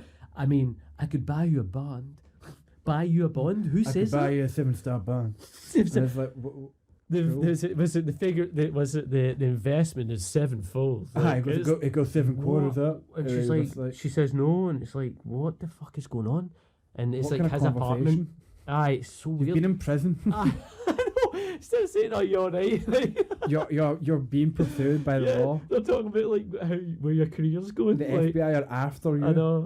Oh fuck, you're literally a fucking fugitive. I did like what Kurt Russell does to the police chief. Like he just goes like, the police chief's like, you want to smoke? He goes, no, and he just grabs the fucking fag at his mouth. And the police chief's like, you know what? Fuck this guy. I'm out of here. He gives them the address and goes, you're on your own. Like, I can't help you. 24 hours, I could get the cops out, but fuck this. I'm out of here, man. I'm days away from retirement. This guy's an asshole. Also, he's like wearing a wig. It's really weird, and if it isn't a wig, then it's the weirdest fucking haircut in the world. That guy has wig-ish hair. It's so fucking weird. Like, I'm pretty sure he's bald and everything else I've seen him. So, like, they meet the captain, and they'll try to... fucks off in the car. He's away. And then we're at the point where they are starting their case building to prove their innocence. Oh, yeah, and Kurt Russell reveals he's got the tape. Yeah, he's like, oh yeah, I got it from the analyst guy. What a loser he was. He's like, I got it from the dweeb analyst guy. It's not as cool as me. America! Oh, yeah! Get rid of those motherfucking day, yeah. I wear boots and jeans and a vest top. And my name's old Jack Barner. So he's walking into like some apartment and he's got a bullet-shaped lockpick. That was weird. They get the address of the British guy with the ponytail. And then they're trying to convince us that he's picking a lock with a bullet. Mate, it's just like you're shaking it about. It's fucking weird. Which is really strange. So they zoom in on that if he clearly doesn't know what he's doing. Yeah, it's like not got anything to do with anything. Yeah, can anyone on set pick a lock? No. No, well, that's the game over. Yeah, fuck it. So Tango and Cash are like start basically interrogating this British guy, English on the guy, roof. Not British, English. God, and then like they're realising they're not getting anywhere. They need to do kind of a bad cop, worst cop scenario. And it's fucking awful. And then they're like, that's basically the fucking. It's weird though. Like Kurt Russell's acting's alright at that point. Yeah, no, Kurt Russell's acting's on point all the time. But like Anyway, that's your pure point. I thought it was a real pointless scene. Didn't need to go through it. It went too long. Aye. They put a grenade in his mouth. But then they took the grenade off. He's like, I thought you were a cop. And Sylvester was like, I used to be a cop. Now I'm fucking out my nut. Yeah. And then he makes it pure obvious that he's like, well, I can't talk to him, so you'll have to talk to him. I tried my best. It's like, he's just made it pure obvious now that he's fucking faking it. So they figure out what the guy's name is and where he's based after interrogating the English guy. He says, Hiroshima, ring a bell, when he goes to explode the grenade in his mouth. He says, Hiroshima, ring a bell, and he like pulls the pin or something like. No. What's that got to do with this grenade? Oh, explosions. Explosions. Yeah. But it's just weird fucking humour. But then he goes back they get to the bad guys. Well, they're going to go to the bad guys' compound. Yeah. But they get this like armoured minivan. Yeah, from the weird autistic guy, and the guy's like, what a stupid looking car in the first place. It's like an SUV, and it looks fucking stupid. It's just got like loads of bars over it, and it's got a gun on the left hand side that's literally being the fucking top of the car. But anyway, and he just go like, double glass security, bulletproof glass. They probably spent so much money on that. Like in real life, it's a minivan. It's just got loads of fucking props on it. It's so stupid. So they sit and like go through that, and then they're just like, yeah, we'll take her. And then he's like, no, this is a prototype. It's our leave it. And he goes, don't worry, we're going to not even have a scratch. And he says, we're insured. And it's like, no, you're not, because you're supposed to be still in prison. Yeah. You're not insured from anything. Sorry, you're out of the road right now. Yeah, you're literally not employed. You're not insured. You're not a citizen, you're incarcerated. Exactly, yeah. But, so they take it to the compound, which is extremely just a fucking vague. Giant building site. Oh, it's just a coal mine, but it's not a coal mine. What's it called? Fuck. It's a mine. It's like a mining facility. Aye. They go there, and it's like they're talking to the guy, and like they've got a monitor in their fucking. I'm just like, that's why they try to be. They've got a monitor on the dashboard, and then the guy's like, and the guy keeps on like saying stuff. Hey, good, guys. You got stuff up ahead, and they're just not acknowledging them. They're like, God, this guy's such a loser. Like, so they're going through. What is the plan? And they're like just skidding around, getting shot at by everybody. Yeah, but the bad guys have like a compound, which is just like I don't even know what the building is. It's just like a coal mining like refinery kind of place, and that seems to be like the lair. And I know, and then there's like just like actual trucks and actual like construction trucks and stuff like that, and they just have like actual fucking like grounded missile launchers on them, like how like on the top of them, like meanwhile it's Howard's Construction Company. Exactly, like why would you need this type of fucking like weaponry on a truck, like in a random like, see if the police turned up and we're like, or like just normal co-workers turned up. And like that's the day, and like here, why does our boss have missile launchers on top of our like? Do you mean equipment? Because obviously you've got your goons who do like that side of the work, but they also have an actual business that they're a front, and people have to turn up. They're going to see these and the turrets and like just because they have to from here. Exactly, just because they have to compete with the one that they've just came up with. That Kurt Russell's fucking and Sylvester Stallone's in. So they smash through the fucking compound gate. Yep. Then are just like going about killing everybody. And no guys watching on the TVs all the time. What? No guys watching. He's just watching the surveillance, and he's going like, it's if it's like a horse race. He's like, come on, get him. He's just like, damn. Yeah, take it. Go over that fence. Yeah, you can do it. Didn't expect that one. It's like, I nearly got him. It's like, because they've obviously told him to react like this, and he's not looking at anything really, because obviously they don't have anything on screen for him as an actor, and he's just like, he has no idea what he's doing. It's so shit. It's hilariously bad. But we got the heart to heart kind of moment, so they're like scoping out with the binoculars. Like, hey, Cash. Yeah. You're probably the best cop I know. If I don't make it out of here, he goes, hey. They've not worked together. They turned up to went to court together. Yeah, they went to court together. They turned up to a scene together and argued, and there was a dead body. They then argued in the lawn. That's so far. You're the best cop I know.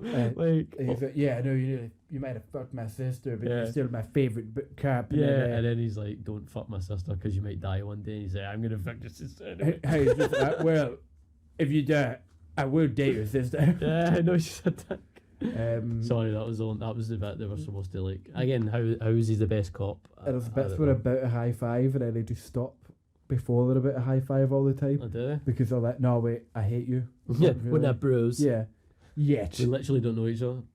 And so they break through, they're having a shoot off. They've been shooting everybody. They're just going around in circles. And then it gets to a point where they're in a fucking pretty fast car. Aye. And then two giant, like, excavation they probably vehicles. go like 20 mile an hour. Like, they're probably limited. Top speed, 20 mile per hour. For safety. And then they're like, they box them in. Aye. And then they're like, hey, we're going to get out of here. And then, like, you see the car. Just so it can crush it. Aye, the car's been crushed and it's just ruined. And the scene goes on forever because they want to show, so they're waiting for the trucks to go past the camera, so they can show the trucks fucked. But like obviously, like I don't know, like they could have sped up or something, but it takes fucking ages for the truck to go past the camera for them to go, oh yeah, shit, and then you can hear the guy going, hey guys, why are you not answering me? You better not be calling me. I hope my truck's okay. And like they drive off in the big excavation trucks, and then they drive into. They suddenly get two Uzis. Yeah, they've got amazing guns, and then like there's massive recoil, and they're shooting everybody and taking everyone out. But the recoil is like fucking like shooting the sky. Even the henchmen are just like coming. They're pre-firing when they're coming around corners. Oh yeah, it's just so fucking funny. But you see, and that's when Sylvester Stallone's going to get shot in the back, and the guy takes ages to aim at him, and then fucking Kurt Russell goes, oh shit. Kurt Russell's like facing each other, and Kurt Russell shoots behind Sylvester Stallone with a fucking Uzi. Like he could have and he shoots up the way, like, and obviously because the recoil, and like you could like saves his life, but it's like you literally could have fucking sprayed both of them. You've literally sprayed and like saved his life, and then you've gone like saved your life, and he's like, I fucking nearly killed him, you fucking idiot. Ass. You might as well, you might as well have just fucking let him shoot him. But what like what? Aye, so they broke into the compound with those two fucking like heavy machinery big excavator vehicles, and they laid out all the guns to show like they've had that shipment. This is where the guns were. And it literally says US Marines on it, the boxes. And then see when they go through the boxes just collapse, there's nothing in them. Because obviously they've went to go like, right, we need this thing to go through the building, and if they try to go through the building and there's actual stuff in the boxes, then it might stop the wheels going. So but they're like, it just shows that everything's empty and hollow, like it's a front, like it's stupid. It's so stupid. So this is great. So they then kill all the henchmen, and there's like a destruction sequence. Again, this is like Street Fighter. The bad guy just says like, well, you know what, like my massive corporation that I've set up as a front for my fucking like all my. I'm gonna blow up the manufacturing centre. Why does he have that mechanism set in place? I don't know. Fail safe. You know what I need? Yeah, bombs put C4 everywhere. I need to fucking make sure I can blow myself up. Any given notice. In 11 minutes. Like, for some reason, 5 minutes. Yeah, he sets it to 11 minutes. Well, but in the script fucking time. And Stallone, and again, like, because they're never serious at any point, Stallone not looking at it, it's like, hey, looks like we got 11 minutes to live. And then he goes, yeah, well, the Raiders scored 3 tries in 11 minutes. He's like, well, and then again, half like that, you think that would be the end of the quip? Then fucking Kurt Russell has to say, like, fucking, he's like, yeah, but they had, like, 3 timeouts. And he's like, fucking both of you's going to just shop for a minute, just get the job done, man. Try to do each other all the time. Oh, it's crazy. So it cuts back to the old guy. The syndicate. The 3 guys. The guys are like, don't worry, we'll be ready for him. The Asian guy says, we'll be ready, and the other guy goes like, says something very similar, and I literally paused it, went back and looked at it. They both die within 55, not even a minute, they both die 55 seconds later. Like, we're ready for them. Because the Asian guy just gets shot at, the mad Russian guy. Yeah, he survives for half a second longer. Oh, and then he gets shot, and then that's it. Yeah. And you're like, all right. We're ready for them. Like, good that you guys were the main baddies. I know, and seems so confident. So the other guy that of unknown origin of the syndicate, he fucking gets shot, he gets sprayed, and then he like leans up with one last fucking gun, and Kurt Russell's like, hey, watch out, still? He pushes, he's already saved Sylvester Stallone a minute ago, and he saves him again, so I don't know why he done that. Like, they could have just had one of them, and he pushes him in front, and the guy shoots his arm, and he goes, hey, you alright? He's like, yeah. Clean exit. It went clean through, that means I can use my arm for everything. That means nothing hurt. Yeah, exactly. It's not severed any muscle, any none of my ligaments. Yeah, my tendons. I'm totally fine. I can use all my fingers, all my grip. I'm gonna give me that gun so I can hold it in one hand and look cool.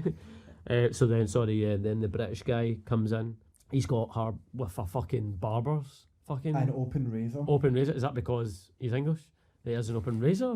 I'm Sweeney Todd. I was thinking Sweeney Todd as well. Is that really? He's like, oh yeah, it's not like Sweeney Todd. It's like he brought it to set one day. He's like, that's cool. We get a guy with open razor. Yeah, I've seen Sweeney Todd. I loved it. So he's got. That's Catherine.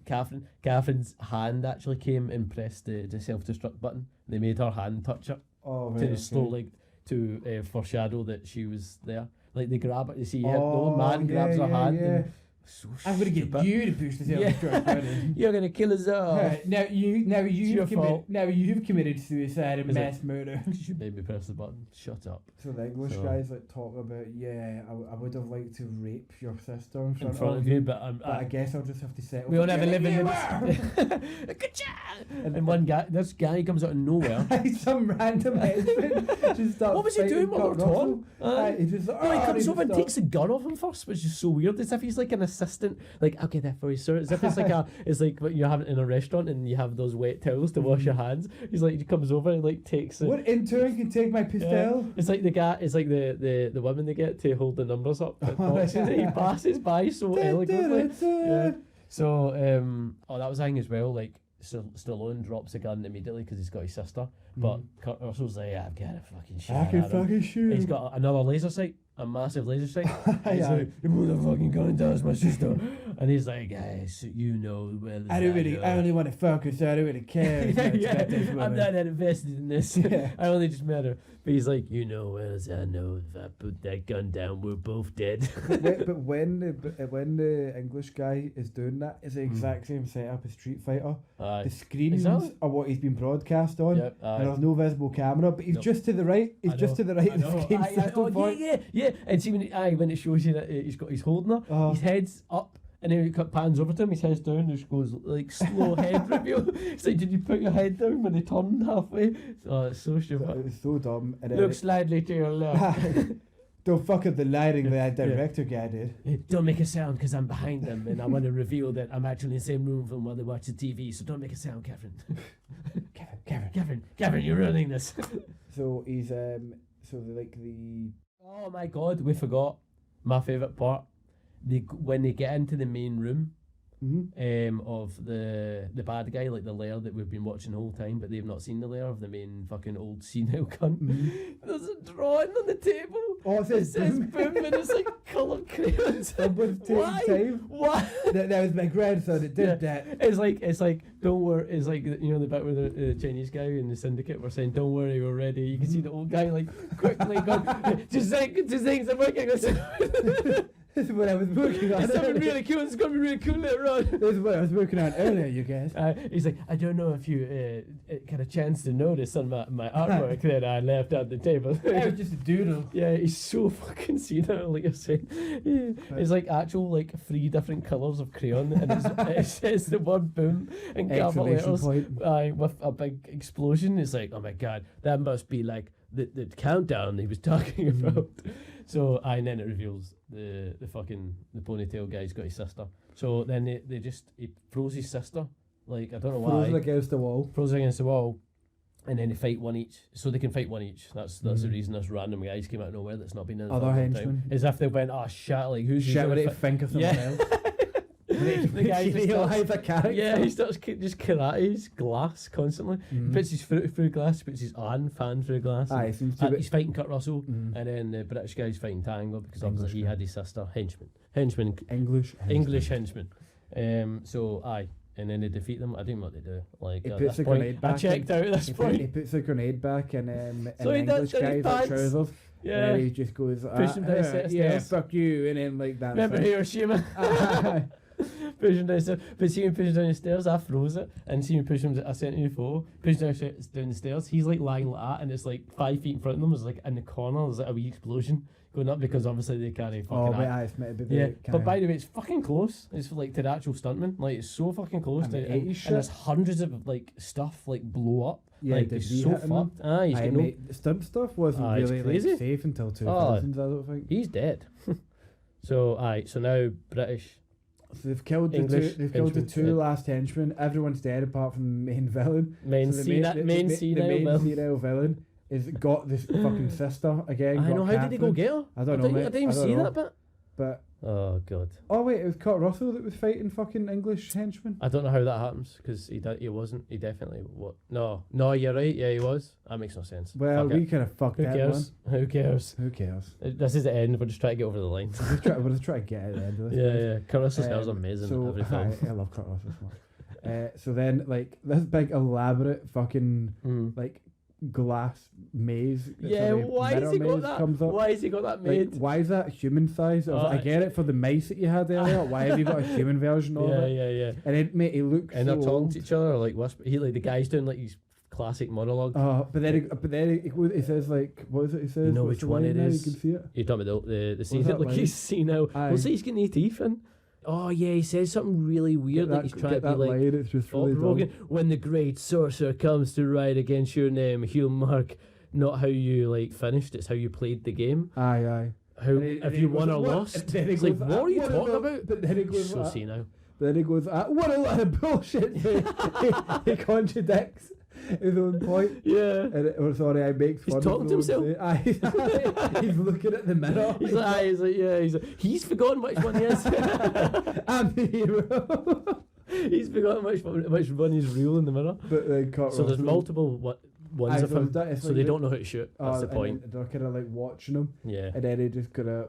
You know what his point is? What's that? What is he even saying after that? Like, what's he saying? Is he got an ultimatum? Like, let me go? It's just like, you cost me all this shit. But you're not supposed to even listen to him because you're Sylvester Stallone and Kurt Russell just going, do you know what one he is? I know what one he is. And he goes, we shoot on 3. And then the whole joke is when they said 3 last time, they started on 2. And it's like, oh, that's their thing. Now they've synced up. Yeah, and it basically, this is the fucking, like, my favourite bit. He's like, all we need is a gun. He's like, got one. He's like, I got one too. But, like, you can clearly see they don't have guns. But you see that Sylvester Stallone, like, pulls his trousers up and he's got a gun. But you don't see Kurt Russell's gun. And there's a reason you don't see Kurt Russell's gun, because they go like 1, 2, and then they both like shoot at the same time. But like when you freeze frame it, Kurt Russell jumps back and uses his shoe gun again.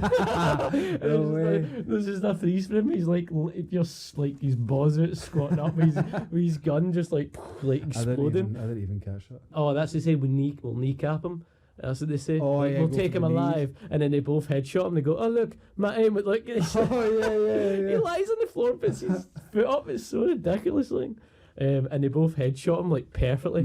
Like, and they're both like, how did you know which one? And it goes, I looked at the monogram, and then he's like, what's the monogram? I don't know.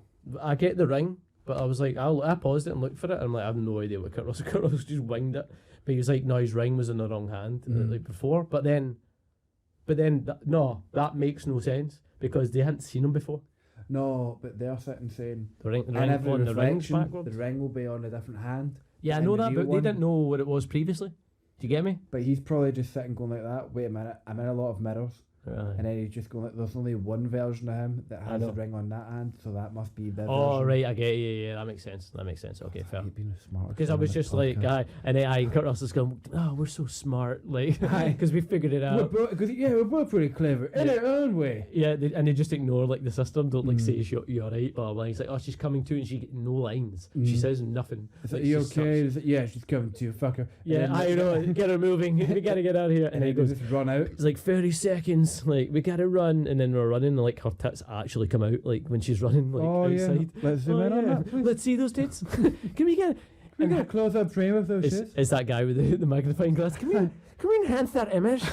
Enhance image? Enhance again. Enhance image? Like, she has no brow. Mate, it's crazy. They're falling it. So yeah, the thing goes to like blow up. They're like proper sprinting. Fair play. They all are actually sprinting like in real life.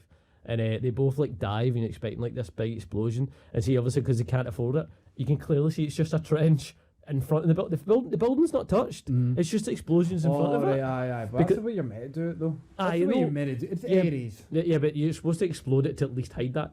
Like they've exploded, and they've obviously not, or they make a fake building in the background. Building's intact, completely fine. Yeah. What it is it's a real building. They don't want to explode. It's not a set. That's what usually they would usually actually blow up, and you like, we only get one shot of this.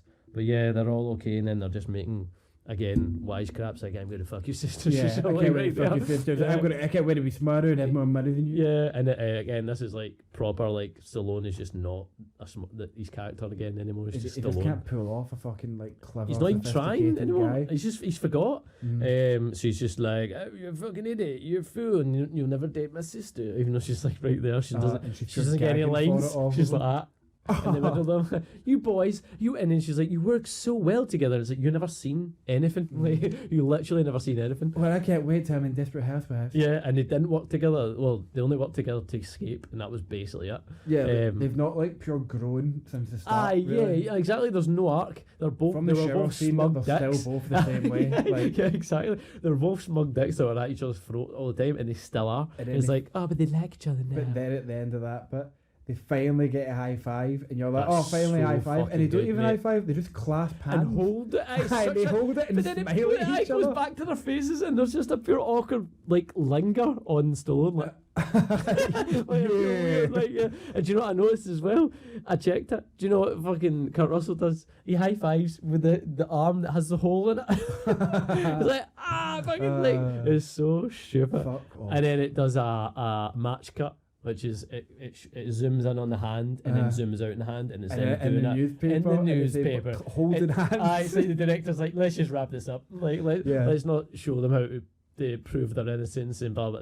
Like, I'm done. I'm fucking done. We're not going to say it because one thing here that you have to remember, they've just murdered all these men. They have actually built up evidence to disprove their guilt. Exactly. And at one point they went, I know, because he killed the guy. Because everyone's dead, apart from the analyst. Like the FBI agent died in a car bomb. And their bodies are all fucking seared, so it's like, we need to get fucking... It would take months to get their teeth to identify these bodies. And then you need to prove they're corrupt.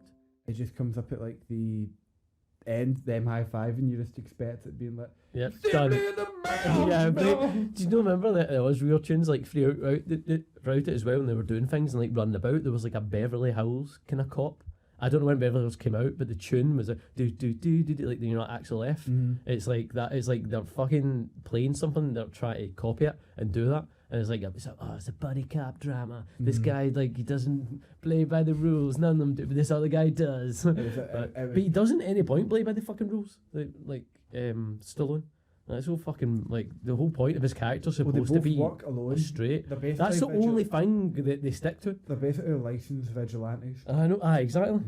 So that's the end, man. That's the end. There was one fun wee bit I wanted to add to some of my notes. I want to actually show you. I'll show you after it. See when they're Stallone's fighting. You know how they always put in like they punch them, and in real life when you get punched, there's no actual noise, but they add like or a thud. There's a bit where he knees the guy twice in the stomach, and it's completely silent. It's like kapow, kapow, pow, and then he goes to knee him and just goes. Then it goes back to pow, pow, pow. Well, those impacts broke the sound barrier. His knees must be really soft. Let's watch the hand clap just for a second. This is the linger. Like, he's like, so his face is like, I'm so done with this movie. Like, I can't wait to go back to being dumb again. His face is like when a fan asks for a photo and he has to smile. Generic smile. Yeah, he's like dead behind the eyes. So do you know the director was Russian, and he's literally never directed a single like American like or English speaking movie after this, I think, and everything else was deadly serious.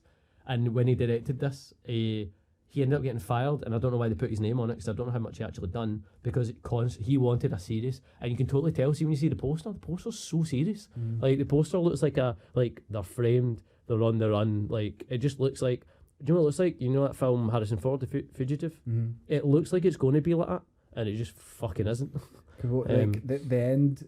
It cuts to their high five, them holding hands in a dramatic way. Oh yeah. And then it just cuts to a newspaper cutout of them. It just says, Tango and Cash back on the force, and it's like, so they just glossed over the whole them building their case back to get their innocence, like murdering people and like that. No, it's just they tried to do it's like a Lethal Weapon kind of movie, and it's just not. Some of it is a wee bit funny, but I actually didn't enjoy it as a film. No, I was just like, this is so. Let's get to the roundup bit. Right. Did you enjoy it? Shite or what? Aye, shite, not worth a watch. What were you rating it? I don't even do the ratings anymore, but we because we stopped that because we had no idea what it meant. We didn't know if we didn't know if there was never actual criterion. We didn't know if high meant really shit or high meant it's low. Right. So just is it worth a watch? Nah, shit. Don't want to watch it. But it's not the worst thing in the world. It's not as bad as Cyborg. I mean, it's not like pure excruciating. It's okay to watch. Yeah. Kurt Russell's very likeable. Watch it in the background. Have it on me having a drink with your mates. Yeah, just like definitely. Con Air, just like everything else. No, whoa. Con Air's good. Con Air is good. We need to get to Con Air at some point. Con Air is a good movie, man. Con Air's class. I felt like again, it was like most of these films that we do. I felt like it was a film that it did hammer home. It's a comedy cop drama, but like it had a pure serious kind of tone to it. I don't know, like it's like it was filmed. It was lit really serious as well. It was lit like a whodunit thriller, like the way it was like dead dark, dead mysterious. It was constantly the what you call it, the locations alluded to, like we need to find out who's behind us, that kind of way. It probably could have been that, but see, because all the quips were in it so much, it just changed the whole thing. Like every location was a really good location for like we're slowly trying to build up a case to figure out who did this to us. But like escaping jail, turn up at the sister's thing, do you know what I mean, like going to the bar place where his sister was and stuff like that, just all that thing, and then eventually getting to it was all like so apparently the script changed ridiculous amount of times. That's why, and a lot of people weren't happy. Like, so like the old senile guy has just completely changed from day one. Like, he turned up to the set and he never seen Stallone, never met him, and he had like 5 or 6 scenes that were just cut from it. They added in the Eki Jaw, he got more parts. They added in the English guy, he got more parts. Like, it just constantly changed. It changed 4 directors. It's a man's world. I got to think it was 20 million over budget, which is mental. Aye. 20 million over budget. And what was really weird, it got re-edited like 3 times. And it was obviously R-rated, but it was like, I thought it was unnecessarily violent as well. Like, again, obviously it had like random tits in it all the time for like no reason, and random pumping, and then obviously them getting their arses out. But like they were just fucking killing people left, right and centre. Like, again, supposed to be as cops. And they made like some points about being like, you're supposed to be a cop, don't kill someone. And then they just start shooting people like 10 seconds later. It's willy-nilly, in a corner without even looking, or the finger on the trigger. Exactly. So budget was 55 million, right, estimated, right? Its opening weekend was 6 million and it made 63, so it made 13 million, but it wouldn't have made that because marketing would have been a good like fucking. Usually it's about half or double. It's double now because they do it a lot now, but then it probably wouldn't have been that much. But there's more avenues to market now. Aye, exactly. So they probably made a loss. But it's actually did okay in the cinema if you're making 13 million for kind of this kind of film. But if you're buddying up these 2 people in the 80s, you think it would have drawn more people. But you think what the fee would be? I know. 20. That's a fucking crazy thing. So see, because it was a Russian director, right? The Berlin Wall came down and it opened up like revenues for like DVDs to get distributed. Oh, like for East Germany. Aye, so this film was like one of the first films to get through. So like it became like quite famous. And what is it? See the English British guy. I keep saying English. He got like recognised in like places like Ukraine and stuff like that, and he was like pure mental. Like he was like, I was dead famous when I went to Ukraine and stuff like that. But like I'm barely even famous in like England. Like it was just like. It was such a weird fucking thing. This is a pure fucking mental fact that you'll fucking find interesting, right? So I'm waiting. So in New York, there was a distribution of heroin that was so potent that it was killing people, and they called it Tango Cash. And it had Tango Cash like on the bags. Like I don't know how fucking they do this, but like it had like their advertising and stuff like that on it, and the police had to go around like with sirens on because it was literally like like heroin addicts that usually were taking it on a regular basis were like dying because it was just too strong. Right. And obviously some sort of cutting, something happened in one sort of batch and it was just fucking, they'd fucked it. So anyway, they were like going around with like tannoys and literally shouting, do not take the heroin tango. Do not take Tango and Cash. Heroin, yeah, it makes you mental. And they had to, and it was on the news, and they had to say it in the news as well and stuff like that. Don't take the Tango and Cash heroin. Like, what a weird thing for like Kurt Russell and Stallone to be like watching the news and be like, wait, what? It's on bags of heroin. Yeah. Like, oh. You're the biggest place in heroin. Your biggest face is in heroin right now. Yeah, exactly. That's all I got. Is that, and my favourite fact is the Eki guy's name was literally named Face. Like, what a fucking, like, his actual name in the film. Giant Jaw Man. Oh, Giant Jaw Man. That was it. Aye, that's all the facts. Right. It was shite. It's not worth a watch. I'm going to watch it. So next. What are we doing next episode? How many more Kurt Russells have we got? Three. Got 3 more? Aye, so we've got the 2 escapes, which we're going to do last. As finales, and we'll have a special guest that we'll never name, and there's no point in saying that. But you don't even know our names. Yeah, exactly. That's the plan. You never fucking will. You can never sack me from our work. You have no idea how big, how losers we are. Yeah, we're actually the guy with the artistic guy with the magnifying glass. I'm Banksy. So executive decision is next, which we're gonna watch. Starring Kurt Russell and Steven Seagal. So we'll finish up. So this has been Tango and Cash. This is the second episode of the third episode of Kurt Russell. I know that. Yep. Big Trouble Little China, Soldier. Here we are. Universal Soldier. Here we are. We made it. No, wait, isn't Universal Soldier? It's just called Soldier because that was. I get so mixed up. Acid, Universal Soldier. So, yep. That has been the third episode of the Kurt Russell series. Yep.